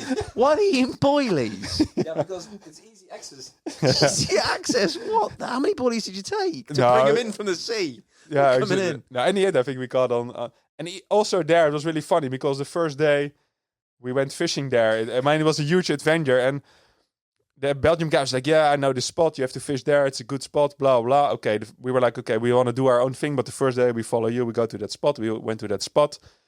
And there was another Belgian guy fishing, the one who we saw in the magazines. And he was like, yeah, it's really hard to catch a mirror here. There are not a lot of mirrors, blah, blah, blah. So we went into the spot, put the rods out. Of course, you know what happened. After 1 hour, I get a bite. And I play this fish. And I was like, oh, man, it's a big man. It's a big fish. And it came to the surface. And it was a mirror of 24 kilo, like crazy big. In Turkey. That's your first bite? Yeah, exactly. In Turkey as well. So You just got some sort of magical look, it's man, always the yeah? first fish. I don't know why, but yeah. Wow. But Turkey was one of our most legendary trips. Yeah. His first fish on bled was also 20 kilo. It was you caught stalking. Stalking, yeah, right. Jeez. The thing about Turkey was it was like carp fishing, adventure, and also holiday because the boats they don't go out at the night. So you back at 5 o'clock. you go. We were back at 5 or 6 in the afternoon. Right. And then we went out for dinner with the guide, and he had like one sentence we will never forget, and it was like, one drink, no problem. So he always said like, what we're gonna do? Maybe one drink, no problem. And the Captain FS, he was like, okay, I will show you around. And we thought, okay, we can do it. He's captain. He knows good places. Yeah. But it was 2015, and he had like a Nokia 3310. He had no clue what's happening in the world. Legend. So and he was like, he grew up in that village. Yeah. It was mainly he was alcoholic. I was never so tired during a fishing trip because Yeah. we went there for 9 or 10 days. I think from the 9 days, 7 days, 2 days we didn't go out, and 7 days every night we went with this Belgium guy. And I mean, it was really pathetic, because most of the time we entered a bar and we were the only people there, and 3 waiters, and I mean, we had a lot of fun in the end. But we were so more or less wasted, I can say. every fucking night. Turkey, man, madness. Yeah, but the fish were crazy. I mean, those were really like virgin carp, and I think actually virgin carp are really hard to catch. It's easier to catch a carp who knows bait already. I was going to say, recognizes. boilies, did they recognise them? You caught one. We caught on boilies as well, but I think in the end corn was working better. But if a fish is like 100% virgin, I don't know, they act kind of strange, especially in Turkey, because we were like, okay, we want to explore the lake and look for the fish, etc. And in the end, I think we always came back to the same spot, and it was basically where the Belgium guy probably was baiting all the time, where we were able to get bites every day. Yeah. But if we went to other nice spots or where we saw a few commons or whatsoever, we never got any bite. We even Few, but less.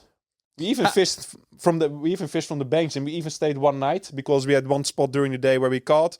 We're like, maybe if we stay the night, we get 10 runs or whatsoever. So we asked the captain to drop us on the island. It was in front of an island, and they were like, no, it's dangerous, blah, blah, snakes.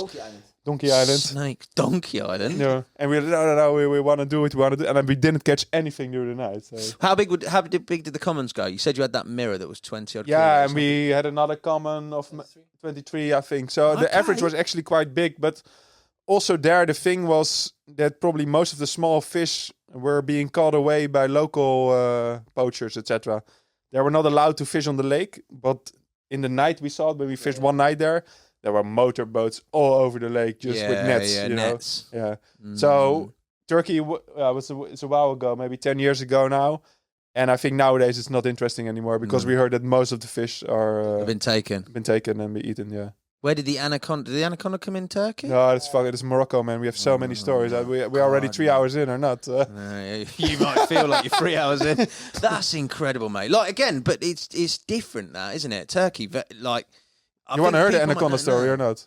Are you ready for the anaconda story? I was born. I can do the short version. If he starts telling a story, it will take an hour. I know the three. All I've got in my. Yeah, but the three-legged cat is nothing. I just. the three-legged cat's not so. But anaconda seems quite big here. They put it in last minute. It's the favorite story of the employees here. If we have a new employee, we can't wait to tell the anaconda story. Tell me. I don't want to hype it up too much now. No, you've but done it now. Look, I'm going to time code this. This is going to be in the trailer, mate. This is going to be in a reel. So the whole world will now know about the anaconda story. I want to know. Morocco. When did you go to Morocco? What year? Oh man, I don't know. We went. Yeah, we went. Is this the Ben No. Alu? No, because we were like, I don't want to go there. People already went there. We want something new. Like, We want something new. So then we had a guy from Holland who organizes fishing trips.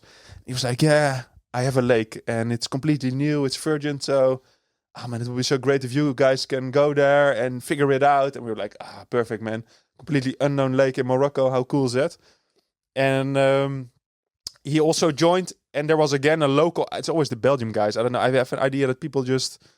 they flee from Belgium and go somewhere crazy. So there was also like a Belgium guy in Morocco who wanted to exploit this lake with trips, etc. So we went to the lake and long story short, we fished there 3 days. We had 120 carp. wow. And I think the biggest fish was maybe 3 kilo, 5 kilo max. Welcome to England. So, no, but it was crazy because we only caught fish of like 20, 30 centimeters. Wow. Only fully skilled mirrors. Wait, that's cool. Yeah, cool. The first one, the second one, after 100. Not so cool. It's not so cool because it were literally fish 30, 40 centimeters maximum. We started fishing with, because these Moroccan guys, they made boilies for us in the end. Oh. Like huge balls. But even then, we got hooked. And I think the guy who organized the trip, he brought an underwater camera and we looked underwater and it was just like fucking feeding frenzy. Like roach, just going around. So after 3 days, we're like, man, it's never going to happen here. Yeah. The lake is fucked. It's not interesting. And we had 2 or 3 more days left. So we were like, okay, I don't want to waste my time here sitting on this lake in the sun. Let's go to Marrakesh. So we went to Marrakesh. Well, as in the markets of Marrakesh, not a lake there, no? No, it's the capital city. Yeah, I know. Yeah, no, Marrakesh, yeah. So went to Marrakesh. It was fun. I also always remember that we were walking. You have a big square there. And I traveled quite a lot. So I know how people try to rip you off. He is like a virgin, like more or less, when he walks there. So he likes talking to people as well. Of course. So man. he sees the guys with a python on his neck and he starts filming. And I was like, don't do it. You have to pay. And I was like, okay, fuck him. So we just walked further. I think you had to pay the guy. You give him money. He wanted 50 euro. 50 euros to hold, to take a picture No, of a because python? you were filming him. Oh, man. This bullshit. Okay, so long story short, we booked a hotel there. So we were like together. We were like, man, it was so exhausting with so many fish, blah, blah. We want a good massage. Just go to a spa, chill, love it. So, okay, what do? You ask a taxi driver. Yeah, a good spa. No, you Same don't. story. So we went outside of Marrakesh, into the mountains again.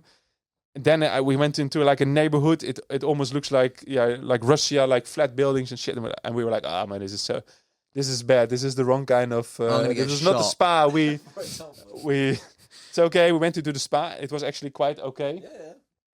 So first in Morocco they do this hammam stuff where they wash you with all the soap, and you know that it's nice. Never My done girlfriend that, loves boys. it. Sometimes she does it. Whatever you get up to with your girlfriend is all right, mate. Washing with soap. So basically you have to undress. Okay, they wash you and then they rinse you, and it's all like very relaxing. And then it's the massage, but it felt really dodgy. So all the time I was waiting for the girl to ask me to turn around, and then I was afraid that she would try, touch the thing. Touch the thing.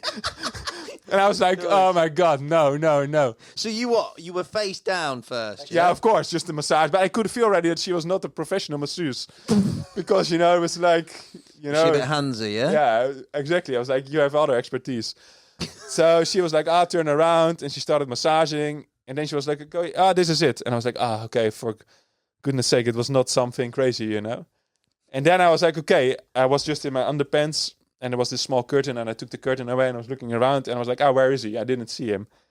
So then I saw another cabin next to me with a curtain still there. So I was like, let's have a look around the curtain. And then he was lying there on his back. But the girl, she was not around. So she was probably drinking some water. So I was like, nice. So I went into the cabin. He had a towel on top of his thing as well. And here. So you had a towel around your nether couldn't regions see me. and a towel on your face. Okay. So, and I have very gentle hands. Yeah, nice. So I started massaging his feet, And then I started massaging his, his calves and stuff. And then I went to his legs, And then I went a little bit, inside, there. You know what he said? What? Watch out for the anaconda. And he had no freaking clue that it was me. That's a rent. Watch out for the anaconda. What did you do? Did you get out? I was fucking screaming, man. Of course he knew. It was like, so, that was nice. Watch man. out for the anaconda, That's mate. what comes to his mind, is, That's incredible. To be fair. Can bite. I said, watch out for the anaconda. It can bite and spit. Oh, mate, that poor lady, mate. Imagine if she was in there. It's a good job it was him. Probably she would think, maybe I can earn 50 euros more. But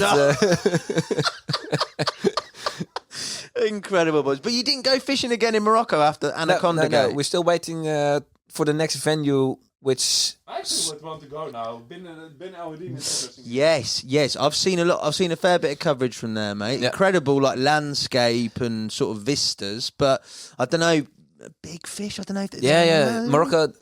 The thing is, they spawn there and successfully. So after a few years, even when locals are taking out a lot of fish, after 3-4 years, the new stock is coming and they grow rapidly.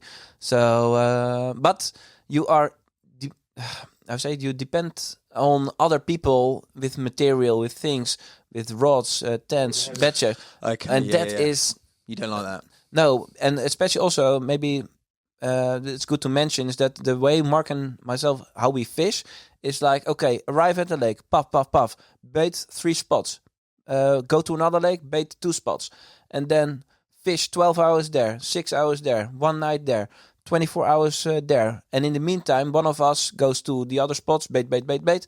So, but that's not possible if you are flying with the planes to other country and you don't have enough bait, you don't have. Yes, you cannot travel around. Yeah, I know what you mean. So you work as a team basically when Yeah, you yeah, angle, yeah. You cover a lot of baited areas. You've got options, but if you're there, you're quite fixed, aren't you? You're sort of sat. For example, when we fished on Lake Bled, what we did was we started at 5:30 at the main spot we wanted to start. So, for example, Mark, because he's from the two of us, he's more the fisherman, and I'm more the guy that arranges everything around it. So he said, okay, Mark's setting up the rods, tuck, tuck, tuck, bait, bait, bait. And in the meantime, I go bait up 2 other spots. So I dumped everything with the car on the spot. Mark is building everything up you know what I mean? Yeah, I know what you mean. Setting up everything. And but that gives us an option that when we are starting at 6 with fishing and at 10 we don't have any action, we can say, okay, we have 2 more remaining spots. And I think that is the main part of our success when we go fishing abroad is work hard and fish smart. So, but because everybody can go to a swim and fish a week, and maybe you can catch 5 carp, for example, but if you fish smart and you work hard and you have several swims and you see what's happening, then maybe you can catch 25 fish. Yeah. And what is also important for us as content creators, if we are going to film a week on a venue and we are in the same swim each day, then the result will be a quite boring video of 35 minutes, maybe with big fish, but it's very slow.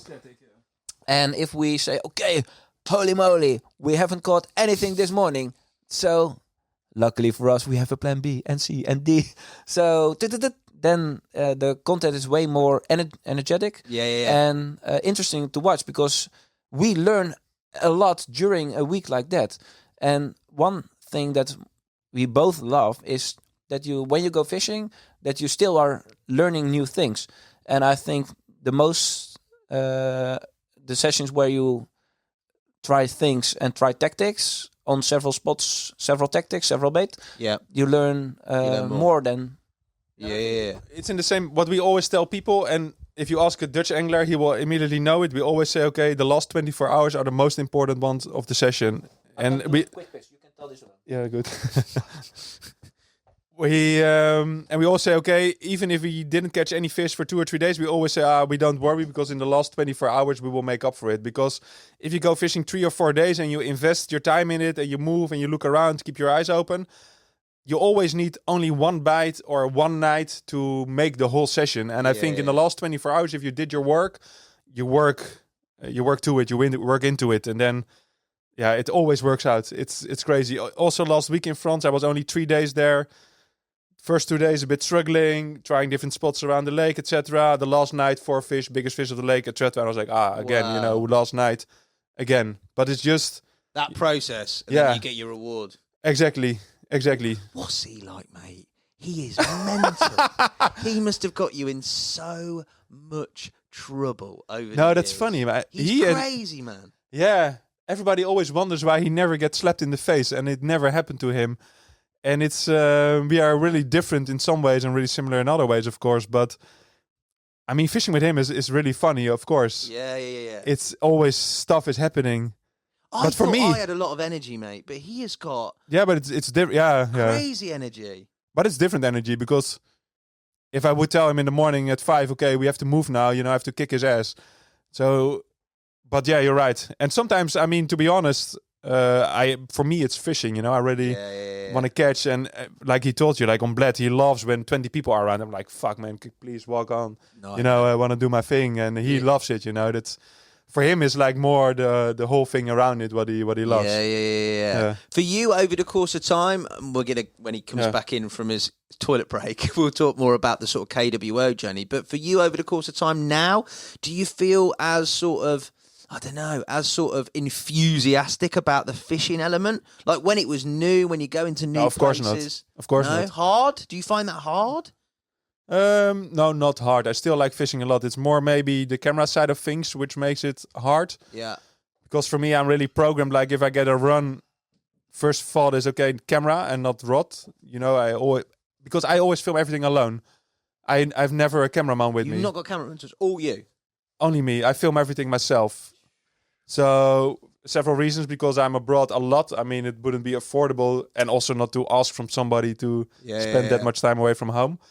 And also, if I fish alone, you cannot keep up with me. And if a cameraman would told me, "Oh man, I need that B-roll from the rig again and again," I couldn't handle that. So I film everything myself. Yeah. But that makes it quite exhausting as well, of course, because you're always camera first. Sometimes I see fish, I look around, fuck fish, I don't want to fish. Like, shit, I need to film this. And that's, of course, really annoying, because you would rather, I'm too much of a fisherman, to be bothered. But on the other hand, I also told you I will never complain about this, because it all makes it possible for me to live this way, and we have quite a unique life, of course.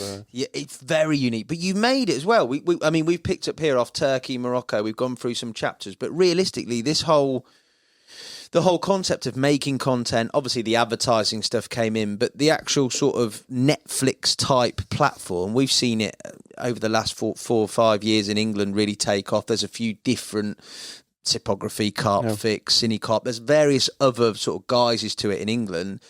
For you guys in this space, there isn't a lot, and you formed it from a very sort of, early time and seen it grow through. That development of the business side of stuff, when was the point where you guys could go, right, forget Dad's business, forget fashion and pull over cashmere sweaters or whatever it was, forget all this, I'm 100% lifestyle-wise, everything family-wise committed, and it's going to be KWO from here on out. When was that point?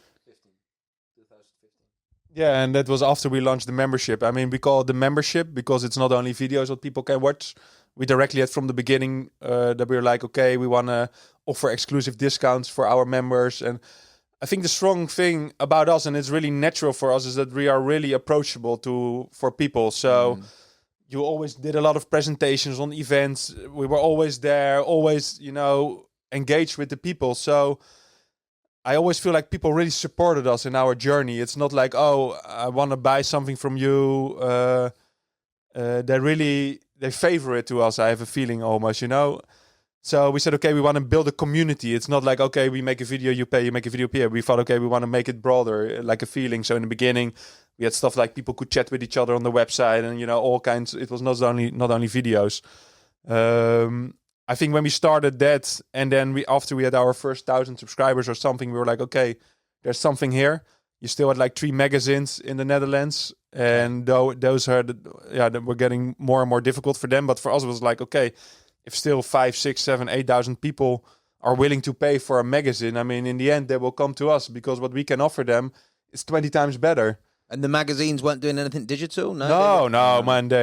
You don't want to know that, because we were basically the only digital party in the sport fishing industry. So we in the Benelux, so we actually set a lot on table with all the magazines and proposed them so many things, because in the beginning we're like, we can build it for you as well, or do it for predator fishing or whatsoever. But I think once an organization has a certain DNA, you cannot get rid of it anymore. It's so hard to turn around if the owner doesn't change or whatsoever. So, but for us it was really good, because we didn't have any competition. Yeah. Basically, we still don't have, because it's a bit funny, because the Benelux market is too small to be really interesting, but big enough for us to make a nice business out of it. So in the UK, what you see, for example, we work together with Typography, and in Germany we we have a platform because we were like, okay, in Holland it's working, so it should also work abroad. Yeah. We have the knowledge, we have the platform, so we can help people setting it up.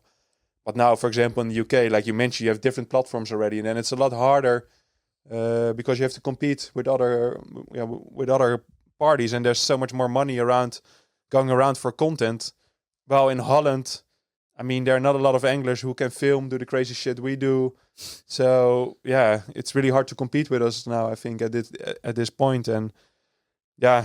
What did it feel like going from fashion, your dad's business? They're quite good career paths, very secure, good money, to what is a very, and you said it before, lifestyle, a very different lifestyle. It's not 9 to 5, work a job, go home to the family. It's fishing. Yeah, and I think I had like the vangnet security that if I failed at KWO, I could always go back to my dad. Okay. So that was maybe for me quite interesting. But Mark really burned his ships. He had a great salary in Switzerland. Life is expensive there as well. So if you go there for a bottle of champagne, it's expensive. Yeah. But it felt very natural. And I think also because I trust Mark completely. I trust Jos 110%, even more than I trust Mark. So, for example, I would leave my girlfriend or wife at Jos, not with Mark, of course. Otherwise, he can hear stories. She can hear stories. It's not good. So it felt very natural to look at it on a positive way. So if it would not work out, then what has been spilled? Maybe 2 years of your life and trying to do something that you really love.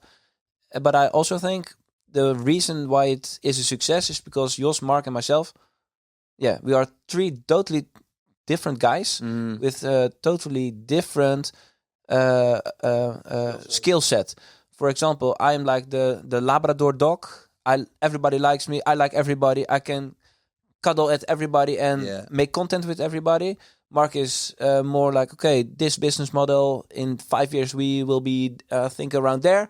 And Jos is more like, okay, he makes the deals. He is making sure everything is working out from accountant to paycheck. Yeah. Like he's the spider in the web. And I think that is combined with the fact that there is not like competition. Yeah. Makes that the journey that KWO has been onto is quite special.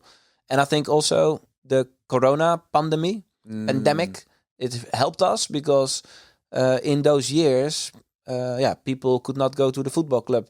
People were supposed to stay in the Benelux, or you stay at home, or you can go out cycling and fishing. Those were the 2 activities that were allowed. So a lot of people thought, okay, maybe carp fishing is something cool thing to do in this corona period. So the years with the most grow, that were the 2019, 20, and start of 21.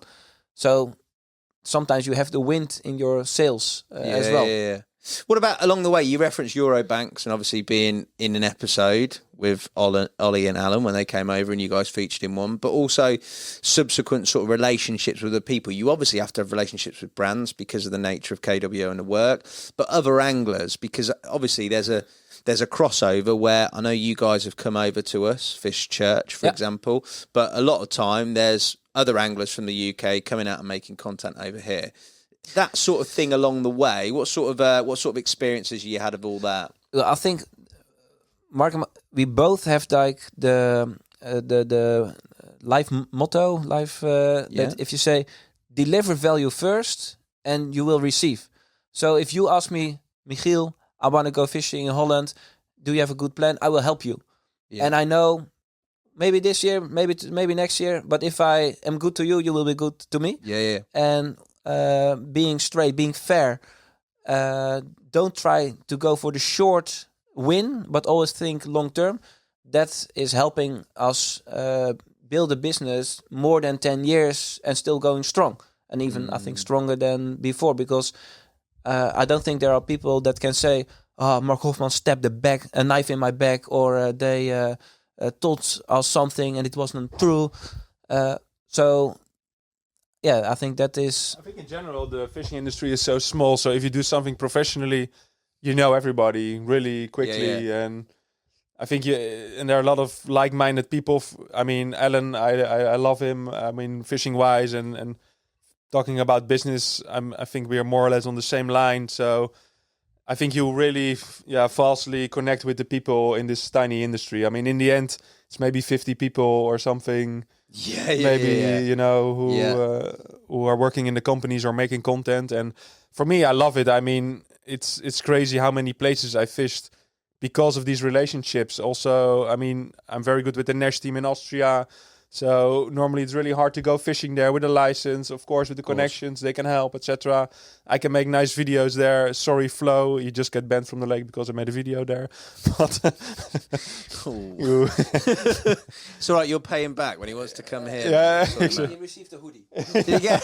I'll send a hoodie. No, just kidding. No, but I mean, yeah, of course you met so many people around the lakes, and that's what I also said before. I mean, if you go fishing for a week, don't take it too seriously. And the other people you meet, be nice to them. I mean, they're all for the same reason. They all want to have a nice holiday. They want to catch fish. I don't understand all the hate between each other. I'm not like that. And I have so many good friends because I met them on Salagu or in a lake, and you keep in touch a bit. And if you're just nice, people are nice back. And what were your recollections or thoughts of like Ollie, Allen, very quite at the time when they came over? I can't remember which episode of Eurobanks it was, but quite English in terms of angling. Oh, back then it was their first time in France, I think. You guys very... Oh, we were laughing at them. We were like, Chodrick, what the hell are you going to do here with a Chodrick? I mean, the first 2 bites you get were hook pulls, and we're like, come on, dude, fish with normal rigs. I've never seen a Chodrick before in my life. But they adapted quickly, I think, during the years. I went on another Eurobank session with them just a couple nights. I don't even remember which one, maybe 3 or 4 years ago. But their fishing completely changed. I mean, they're more, even if you look Ollie now, what he caught last year in Kashan, he had a really nice one. I mean, those guys, they know how to fish the European lakes now as well. I mean, I think in general, you see people like diverse. As soon as they start traveling, going abroad, I think their fishing expands. And what do you think of the English scene? What do you think of the English scene? I like this. I can't use the word right? I've got to bleep that now. Oh, sorry. No. Well, what I think is that a lot of people are trapped in their thoughts that they should fish on a certain lake, and you only have to jump in your car, drive to Calais, and adventure is waiting, and it costs you the fuel. It costs you the boats, and a license for France for the whole year is 105 euros. So you can't say that you cannot go on a nice fishing trip if you don't want that. Of course, it's totally fine. But if you have experienced the free public angling in Netherlands, Belgium, France, Slovenia, we've been to 17 different countries throughout the years. And if I look at the Sipography videos sometimes, that Jim Shelley is eating beans and eggs in the morning. Don't have a go at Jim here. I don't need this, mate. It's nothing to do with me, Jim. Not you, Jim. Not only in the morning, but also the whole day. And he's fishing on the small lake, and there are 10 other anglers. I think, oh my God, I will get depressed. Yeah, but I think Jim is a really good angler because he knows the European way as well. If I look to whatever company's videos and I see people fishing 3 rods on like 3 feet and all with the same rig and all. You've been watching my videos, Mark. Thanks, mate. Oh, really? You're fishing like that? Jim's in Europe now. He's massively European. I would love to meet him in France somewhere, but it's always hard, of course, to time. But I respect him as an angler a lot. I have to say one thing about Jim. But I think technical wise, the English, I mean, they're so trapped in the way of fish. Yeah, like, man, You say that. I mean, even on the underwater films, which I'm looking, Yes. you guys, you keep fishing with like stiff rigs, like with the boom section. And it's not the most efficient way to fish, I can tell you, by 100%. And you keep doing it. What are you saying? This kind of stuff, man. But surely we're fishing for very pressured, Yeah, but even then. heightened carp here. They're being hammered every day. You boys drop on them and you'll catch them on a flip. Maybe you're right. Maybe you think it's too. No, but if you look at videos, it all looks the same to me. And maybe if you look at my videos, you also think, he's always doing the same thing. But I think in general in the UK, I mean, I come think- on, use your throwing stick, do some bodies around instead of PVA bags and tiny baits and mini dit and Tell the story. Throwing sticks, mate. Yeah, the first time Ellen and Ollie came in our lives, or we came in their lives, it depends how you look at it, was on a park lake in Lyon. Yeah. And we were fishing there for 2 days already. And what we do is, for example, there was a big island in the middle of the lake. And you know, if carp, they love to be around an island. So what we did was, on our side of the island, we had like 2 tennis court amount of square meters we put in bait with the throwing stick. Yeah. But the all day long, because you can see fish jump, head and shouldering. So we knew the fish were there. So what we did when we got a take, if I got a take, Mark was instantly Throwing stick. with the throwing stick. And even after 20-30 minutes without a bite, we went with a throwing stick to keep the fish busy in the sector. And then Ellen and Ollie came. Yes, my friend, I have in the car, I tied 10 shot rigs. Ah, really? 10? Should be enough, because probably after 1 day you will stop using them. So what Mark told, the first 2 bites, hook pull. Yeah. And I don't say we are better anglers, of course not. But you have to experience sometimes things and then adjust to it. And I think that's the nice thing about fishing and learning. I think if you compare UK English style compared to European, I think we love to spread the bait. That's the whole thing. You have to spread the bait. And in England, it's like, you need to be tight. Oh my God, my spot went 1 feet to the left. Now my spot is reckoned or whatever. No, man, we love to spread the bait. But everywhere like a bit, you know. You have to keep... Yeah. It's so hard to hook a fish if he's just feeding on one spot. You need the fish to swim to hook it. You make it yourself so much more difficult if you bait really compactly on a spot. Of course, the fish is gonna get your rig. You need if the fish takes one take from your spot, it should be your rig, and then it should swim to the next bait, which is like 50 centimeters away or 2 feet or whatsoever. Spread the bait. So if I took you across to England tomorrow to a venue, you go throwing stick, big baits. Yeah, but probably big spread. everybody will be angry because I will be fishing on the neighbor's spot and baiting on his spot. Have And every seagull in the whole of England, mate, just coming in. coming in, hammering hammering. boys, mate.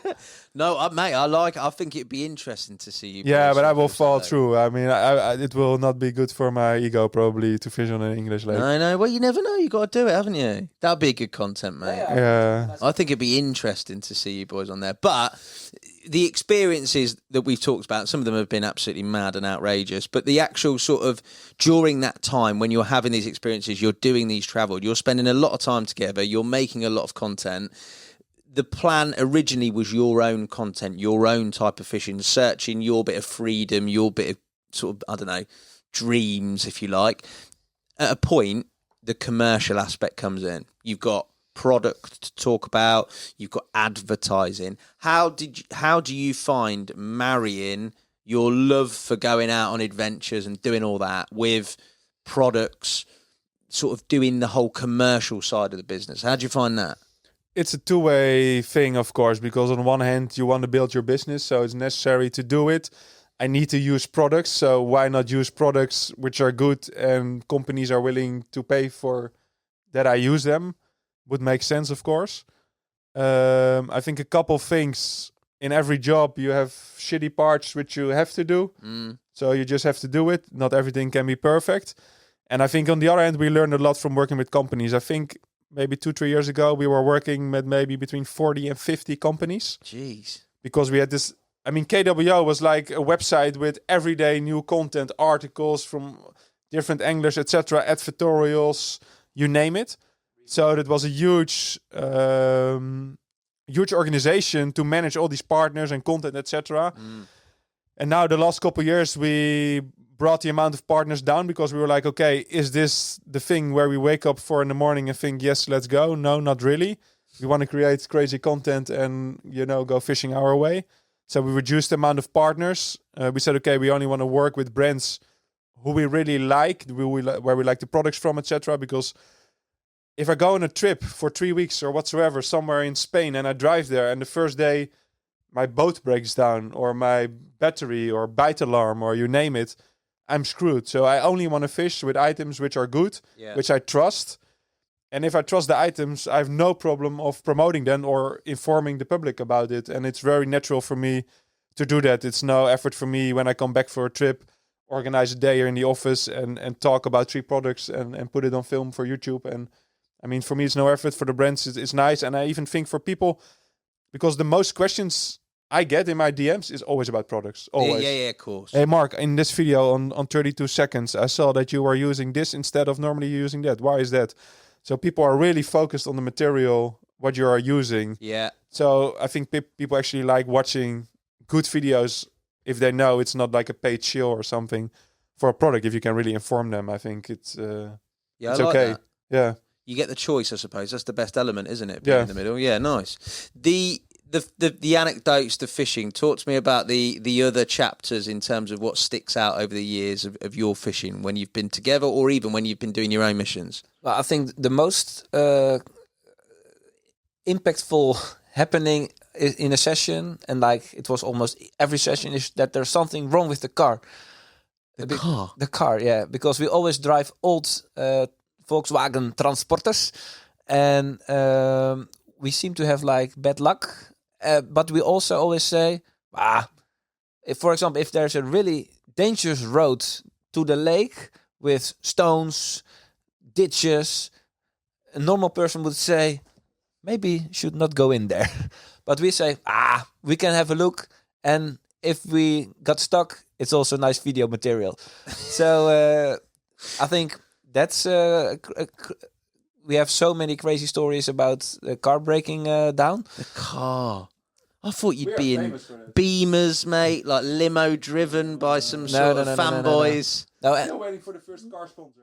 Yeah, that would be nice. Yeah, a car sponsor. You had a watch sponsor in Zwolle. You had a watch when I came to see you. Don't you pull your face at me. I came to see you at Zwolle. I was working for Angling Direct. I came to see you boys, and you had a watch. Now, the funny thing about fishing is that from all tops of all layers of society, people are fishing for carp. So there was actually a guy who contacted us, Jordi, and he is the owner of a watch brand, and it's a really serious big watch brand. They do tens of millions in turnover. Oh, mate, really this big. thing was like it's like a blinking Rolex. Yeah, in a glass box. Yeah. I was like, what is going on? And he came to us and he was like, "Yeah, I love fishing. I love watching your videos. And what are you thinking about doing a collab? Like we make a KWO watch."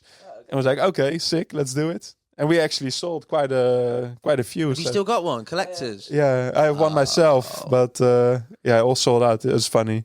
That's the one to wear on the... What's it, the hardcore... Where did you go? Hardcore house? Put that on, mate. Done, mate. And then the prices go up. Yeah, exactly. You, in the notes, mate, you referenced a chapter with a certain millionaire mate somewhere. Oh... These are brilliant, mate. Okay, this is mental. the very short version. Yeah, we were a very short version. Okay, very short. We were because we are always try to visit new countries, new virgins. We said we want to go filming in Poland, Chernobyl. Chernobyl, that was the one. Yeah. So we said Pilaar and Hofman going to Chernobyl. Sounds like pretty clickbait, but it was actually Poland because there's a huge lake in Poland with a nuclear plant. So it gives hot water to the lake. Yeah. So fish are gathering there. So we had a lot of trouble to get a license, and we entered the area we wanted to fish. And you can't believe it, but exactly at the moment we stepped out of the car, somebody put in the first bank stick, and we started a chat was two Polish guys, and immediately had a good connection. So it was fun. Okay, you crazy Poland guy. You want vodka? No. It's 11 in the morning, so not necessary. But we did very normal to him, and later in the session. We were joking about his accent because he talks like this, eh? So we were only making fun of him. Yeah. But at the end, he said, I quit fishing, you can take over the swim. That was the session where I thought Mark died because of the boat story. He went out. But he caught... What did you catch? You went out, turn your head torch off. No, till 16 kilos or something. That will do me. It's nice. 16 kilo at Chernobyl. It's quite interesting. But the crazy thing was, after like 4 days, the session of him was over. He said, "Shall I go to the bakery to get you some sandwiches?" Oh yeah, that's good. So he walked to the parking space, and there were like 10 cars, but there was one crazy Porsche. So we heard, and he drove off. So we thought, is that our friend the carp angler? So he was a multi-millionaire, fishing also for carp, but he liked it so much that we were joking with him, and we were acting normally, because everybody in Poland, all his family, friends, they always expect him to pay, and they don't treat him like a normal human. As the same with Alan, we treat him like shit. And he likes it because a lot of people think, "Oh, it's Alan Blair. Let's be over polite." But the crazy thing is, he was diagnosed with cancer. Oh, the same bloke, the same guy, the multimillionaire. So he said, "You guys, you should come to have one final party weekend with me." So we went. So I booked tickets. The thing is, we were fishing there, and during the whole session he came, and he had these crazy stories about how rich he was. He was shipping coals from Russia to whatever, and shipping what? Coals, like to a coal plant. I thought you said something else. Go on, that's all right.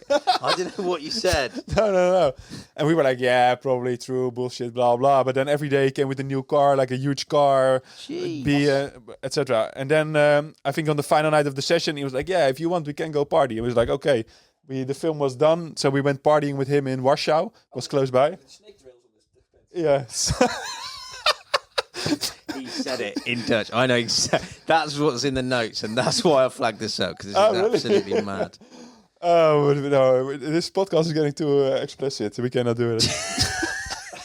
So you basically went for We made a new friend, and he was rich as fuck. So we went back to Holland, and then he was like, "But this guy, 50% was bullshit, but he believes the bullshit." So the guy started texting him like, "Yeah, I'm sick. I have a cancer." Blah. He was sending photos from the hospital, blah blah, and he was like, "Yeah, maybe one party weekend." And we were like, "Ah, yeah, whatever." We met this random guy. He asked us to come a weekend to Poland. Let's just do it. So we jump into the plane at a party weekend with him, which was really nice. So that's again a story like, okay, starting at the bank. Mad. You have to be open-minded when you're fishing, because all kind of opportunities come always. Was he actually a millionaire? Yeah, he sent it off. Yeah, he had money for sure. He spent a lot of money when we were there. Yeah. Did he? But I have no clue where it came from. I don't want to know. Whatever he was shipping was dodgy ass, mate. That. Exactly. You've caught a load of massive carp. It's ridiculous, the figures that you quoted me. When I read through those notes, I don't know how many 25 plus kilo carp you caught, how many 20 kilo plus carp, and how many 30 kilo plus carp. But just because we're artists and we fish so much, because fishing is really easy. To catch big fish is easy. You just have to fish often, and then you will catch them. So you cannot compare your own fishing if you're looking to us, because I'm fishing every 3 weeks or whatsoever. I have to go abroad for fishing. Of course, you're going to catch the bigger fish. Of course, you're going to have more experience. So it's not something which you should strive if you have a normal life. I mean, what for you? What's the and we get this trade-off regardless. You get this trade-off in the UK. You get this trade-off, I'm guessing, with you guys. You basically get to the point where fishing is a lifestyle. You're spending a lot of time away. You're filming. You've got longer projects. There's more and more emphasis on creating content because everybody wants to see it. They're brilliant videos. That's the reason they get so many views, and you've been so successful. But for you personally, the sacrifices you have to make, the sort of your partners, family, things like that. Where's that got to for you? You've got obviously a very understanding. It gets harder every year. Yeah. Because in the beginning, you're so excited that you can do this. Like the first, maybe for me, the first 4 or 5 years that we did it, it was amazing. I mean, for me, it was like, oh my God, I can do anything I want fishing-wise. I mean, no boundaries. Just go, film it, and it's perfect. But if you get older, I'm 36 now. I hate night fishing. Oh my God. I mean, night fishing. Of course, man. I'm fucking exhausted the next day. I mean, it's terrible. Your body. I mean, you get older, you feel it. That sounds really stupid, but it is. And of course, I mean, especially for you when you have kids, but you can tell yourself. And I have my girlfriend. My girlfriend always, she was used to it because when we came together, I was fishing already. I mean, our first date, she came to me while I was fishing, you know. So for her, it's totally normal that I'm always gone fishing. But for me personally, in the beginning, I was like, yes, I go fishing, I don't care. But now I'm like, man, I have to miss you again a week. You know, you get softer after the years. Will she not come fishing? She did. Yes, if I went longer abroad, sometimes what I told you, a couple of times we rent a house somewhere in a good fishing area in France, or last year I did it in Portugal. And then, of course, she joins then. She loves that. I mean, if the weather is good, she can do her job remotely as well. But no, she doesn't come. I wouldn't want her to join me fishing too often. I mean, of course, it's nice, but also for her, she knows. But yeah, she just sits down on the chair, grabs her book, and I'm like, oh no, fuck, we have to move again. I just saw a fish jumping there, you know. It's not like a relaxing weekend holiday or something. And she knows that, so she's fine with that. She joined a couple times, but no, not so often anymore. Well, my kids are now 6 and 7.5 years old, and I do think that the life I live, the work I do, provides a bit wealth. It provides an income. It makes my life very nice. But I think my wife sometimes had the downside of it, being alone with the kids. Yeah. For example, on average, I'm away, I think, about 10 weeks a year, 9 or 10 weeks a year.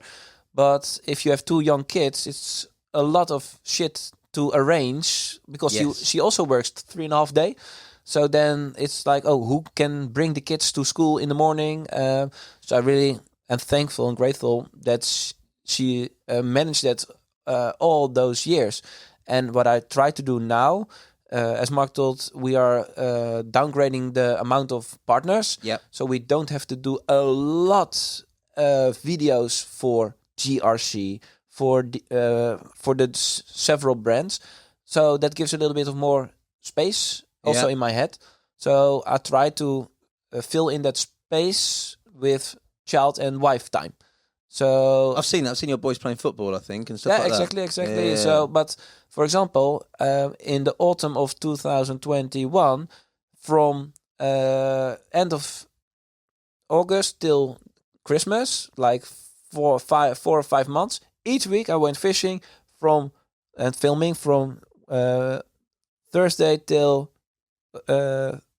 Tuesday till Thursday, or sometimes even Friday. Right, every week. Yeah, but my son joined football after summer, but he trained on Wednesday. So maybe I have seen one training, but if I look back at that, I'm not proud, because too often I said work comes first and then the rest. But in my head, I was talking it like, okay, this is good, because the other days you are at home. Yes. But when I'm at home, I'm also working, because I can do everything behind my laptop.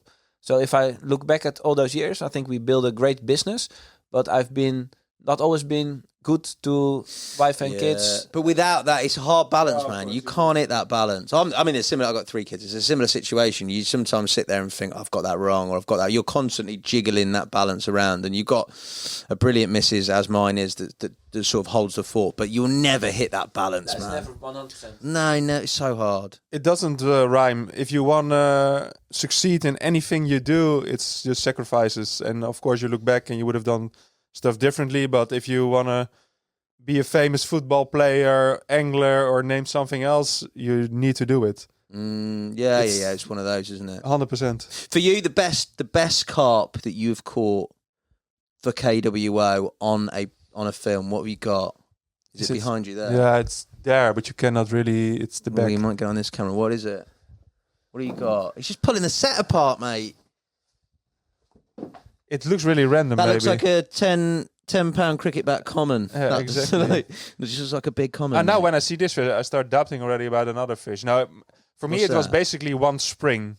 If I have to say best carp fishing carp, it was one spring. Pilaar is from the years, I don't know when it was, 2021, I think, 2020. That was before Corona. He knows. But before Corona. If I forget how, if I have a picture from a fish and I forget. 30.3 kilos. Pilaar knows everything. For those listening, Mark's just pulled down a massive picture of a. Oh yeah, people are pond listening as from well, above. of course. Yeah, sorry. Yeah. From above, with your head sort of blurred out and just looking at the back of it. But that looks massive, mate. Yeah, that's a 31 kilo common. Oh yeah. And it was a lake in France. I went a couple times to. It's called Carces. It's empty now. Last year, it was probably the most interesting stock in a lake in France. But once every 10 years, they do a vidange. They let the lake completely empty to make the barrage, to make the This water is plants. where Monster Carp was filmed. Yes, exactly. once. Yes. Ali also caught this fish. Now, it's always the way how you catch a fish, how you remember it. This lake is like completely overflown with weed. It was spring, so the fish were inside of the weed. You cannot use a boat on this lake. So Forbidden. it's forbidden. Is it? Yeah, exactly. Bait boat you can use, but not a normal boat. Okay. And normally you would not need a boat to play the fish. But I found the fish, and it was also the last night of my session. I caught a couple nice ones, not something special yet. And then the last night, you can only fish the days there, except for the weekend. So Friday night were allowed to fish. So I was Friday night on the same spot again. I could walk out my rig, but the water was raising. It's probably somewhere drained, somewhere down in Switzerland. So the lake was just raising. Wow. So I had a nice clear patch inside of the weed where I placed my rod. Single pop-ups, English style. So... Chod rig, yeah? No, multi-rig. So I caught a couple fish from there, and then I could fish the night there. But I couldn't reach my spot anymore because the water was rising. So normally I would walk there with my waders, but the water was too high. So I kind of cast the rod, underhand, and I was like, okay, should be good, felt good. Put the rod down on the rest. Evening goes by. Then in the middle of the night, like 1 o'clock, and I couldn't sleep because I knew, okay, I don't trust the way. I had to chuck my rod. It's not good. It's not good. I was just telling myself all the time. I was like, okay, I have to redo the rod. So I woke up, and what I did is I had an unhooking mat. Yeah. And I was like, if I swim yeah. on top of my unhooking mat, I can just reach the spot and I can maybe see it in my head torch. So that is what I did at like 1:30. I put my rod down, and an hour later, it went off. Wow. I had played the fish. It went through the weed like everywhere. So I was like, shit, I need to go into the water. So I went into the lake actually, freed the fish from 20 different spots. When I saw it in the headlight, I was like, nice common, 20 kilo for sure. So I put it in the net, and then I looked and I was like, okay, this thing is freaking massive. And it was 31 kilo common. And I was so happy because it was like the last night of the session, and the fish is beautiful. And then I was like, okay, I don't need to catch another fish. I just put my rod against the tent, sleep, chill. Done. So done. So I was in my bed chair again, in my sleeping bag. After I couldn't sleep, I was like, fuck man, I'm an idiot. I'm not going to leave my rod here against the tent. I have to put it again there. So again, I went into the lake, put the rod there. And then after an hour, it went again, and it was a 27 kilo mirror carp. And then I was like, okay, this is like... I'm glad I put that back out. Exactly. So that was one of the most memorable nights of fishing I love that. for me. And I can show you a picture of the fish later. It's a beautiful fish. So I think that's one of my special ones. The 34 kilo in the very first one, of course. Yeah, that's a significant. The first 34 kilo one as well. I'll give you that. Yeah, I think my most impressive capture I think my favorite catch on the bank is your catch of the 34 kilo. Yeah, where it started. It's for us. It's like the main starting point for the business because it was the DVD, and for myself, I don't really care if I catch the fish or my fishing buddy catches it. I am happy to be there. Of course, I'd rather catch it myself. But I think if I have to pick one, it is my biggest mirror carp from Turkey, the scaly one. I think it's my most beautiful carp, and also the venue is so special that if you see got it on the spot with the salt water. Exactly, it was like one of the few catches we had not on the big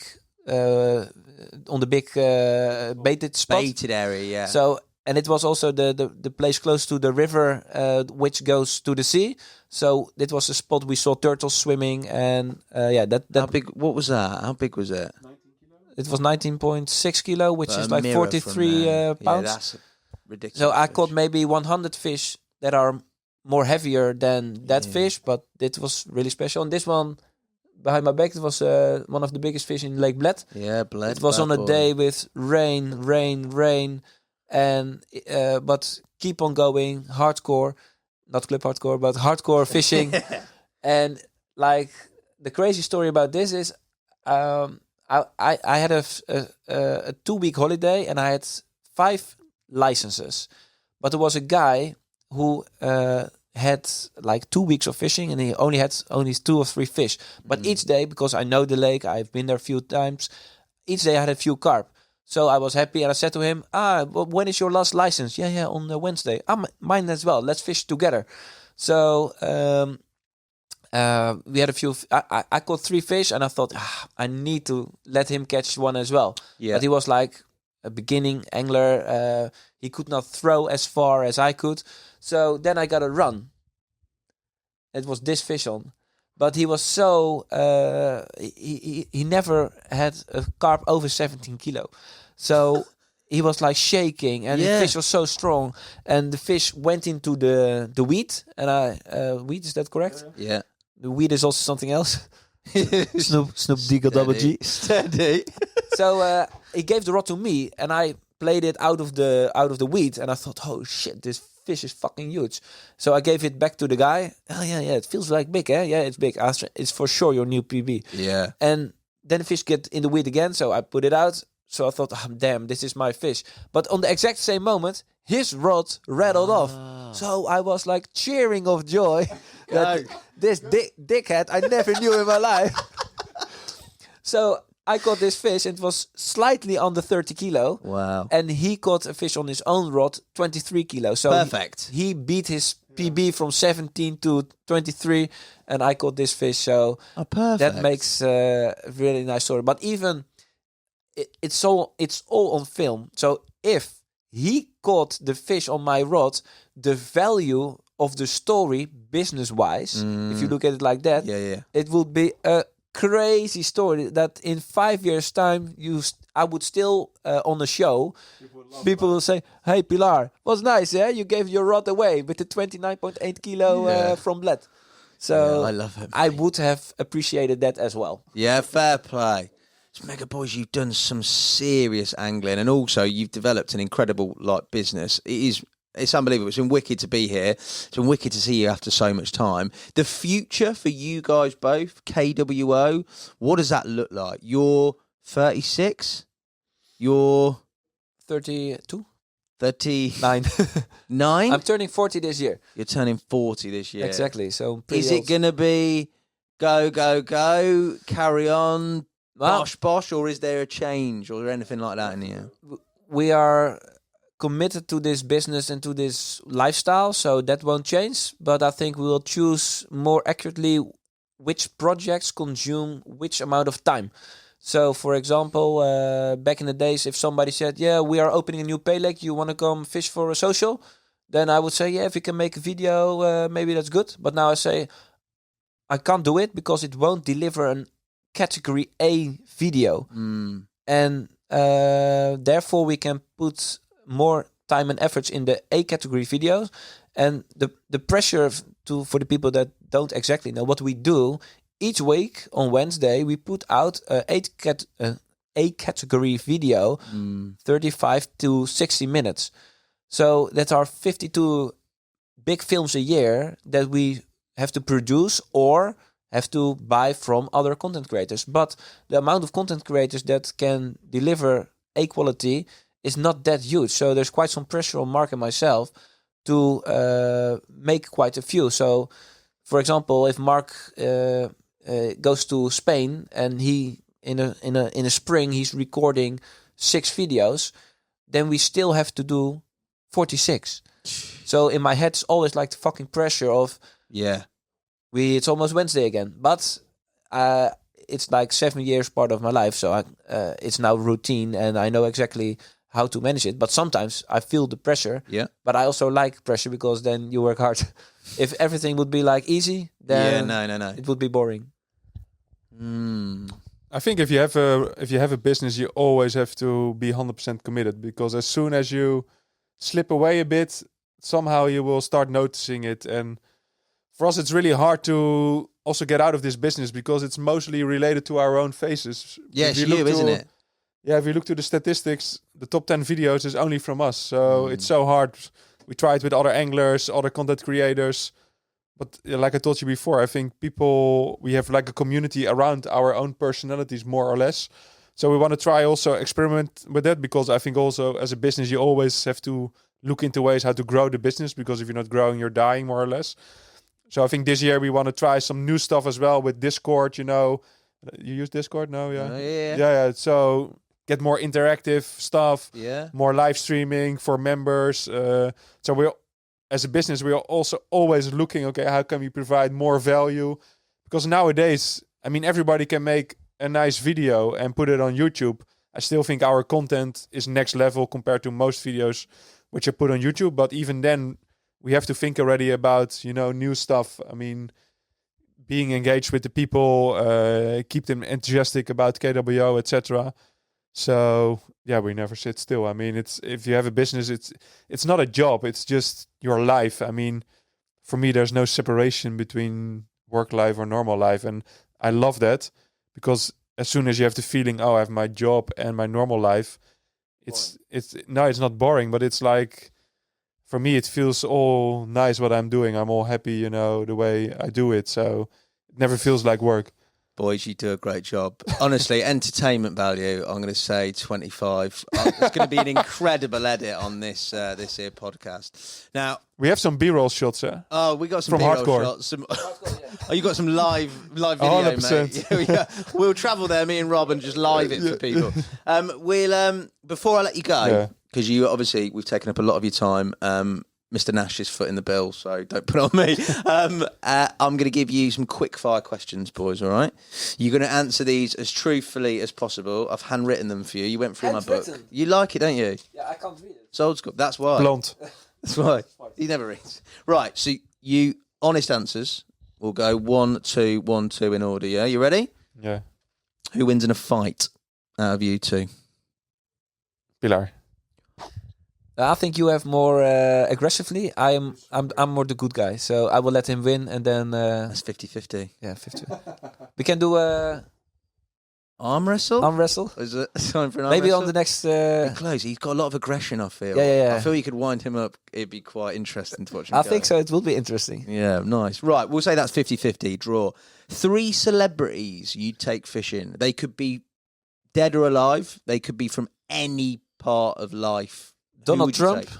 Donald Trump. Yeah, of course. He has crazy stories to tell. Yeah, not as crazy as yours, I don't think. I mate. think we're even more crazy. Cristiano Ronaldo would be interesting because he's like the example of put effort in something and give 120% and you will get the returns. Mhm. So, and then number 3.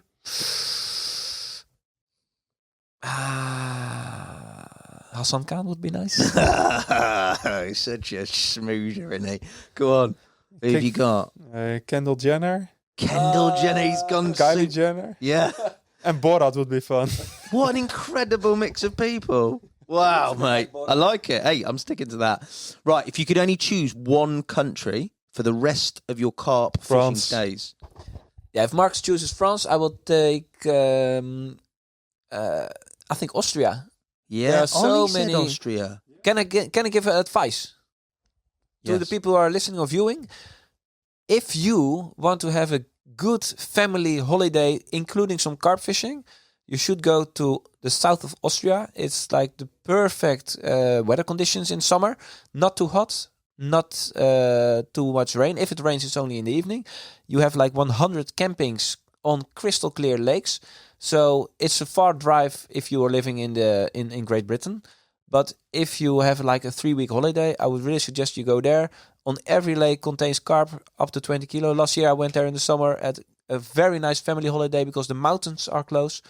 So I would say if I have to pick one country besides France, what would be my first love, I will take Austria because you have the big lakes, but also the high pressured gravel pits and rivers. So I'm going to do it. Ollie keeps telling me that that's the place. I'm going to do it, yeah, man. Austria is cool. I caught my biggest fish in Austria, by the way. You caught your biggest fish in Austria? Oh, maybe. Yeah, I almost forgot about it, but it's. I just caught so many. No. But 55. yeah, That's a big old carp, that, mate. love Austria. Drum and bass or country and western music? Oh, then for sure, country western music. You hate drum and bass, don't you? In boys? Europe, we don't do drum and bass. We once were at the Nash party, the Eurobank's final episode. So yeah. we traveled to fucking your Essex. Yeah. Essex, and after like 3 hours drum and bass, we really called like the local taxi company, the cab. Hello, how much is it to bring us to London? Because this music is so shit, and all the Alan Blairs and the Ollie Davis of this world were like, Yeah, it's full on, isn't it? So we thought, okay, this is a bit joke, but we did call the taxi, and the taxi arrived, but it was like because the people don't know it probably, but Yeah. the front, it's not really clear where is. Yeah. You know where the Nash range is? Yeah, where? Yeah, it's around here. So, but we did not went to London. Maybe it's good because taxi was £250, and You went from Essex to London in a taxi? we wanted that because Aye. to escape the drum and bass music on the mean- Alan Blair party. You could have called me. I'd have done £200. I'd probably have £50 discount. Good deal. Your dream KWO collab, who would it be with? Ooh. I think that's a good question. What's he said? I didn't hear him there. What I said Balenciaga. Balenciaga. No, bullshit. No, I think I will avoid the question a bit. I think what would be the most beautiful project that you would create? And then I think that, for example, like a 5-week trip to Kashen, something like that, would be really cool to do. No. I will go with Alan Blair to the Seychelles. Go fly fishing for GT. GTs. Yes, that's we always say with each other. We have to do it one day. Yeah, we have Mate, to do you it. look at those videos Yeah. and it is the one, Yeah. isn't it? Imagine. Yeah. Maybe not the boilies, not the bite alarms, mate. No, not Get on those flats. Yeah, exactly. Catch some GTs off the top. Yeah, one day. That could be an was it Alphonse Island meets Yeti meets Yeah, Yeti does it. Yeti that would be sick. Yeah. Yeti meets KWO. Oh, man, I love all these videos. Yeah. And you get one of those ramblers that are like Yeah. €100 and keep. I have everything from them. I'm their biggest customer. There you go. I think your biggest dream was fishing with Carl.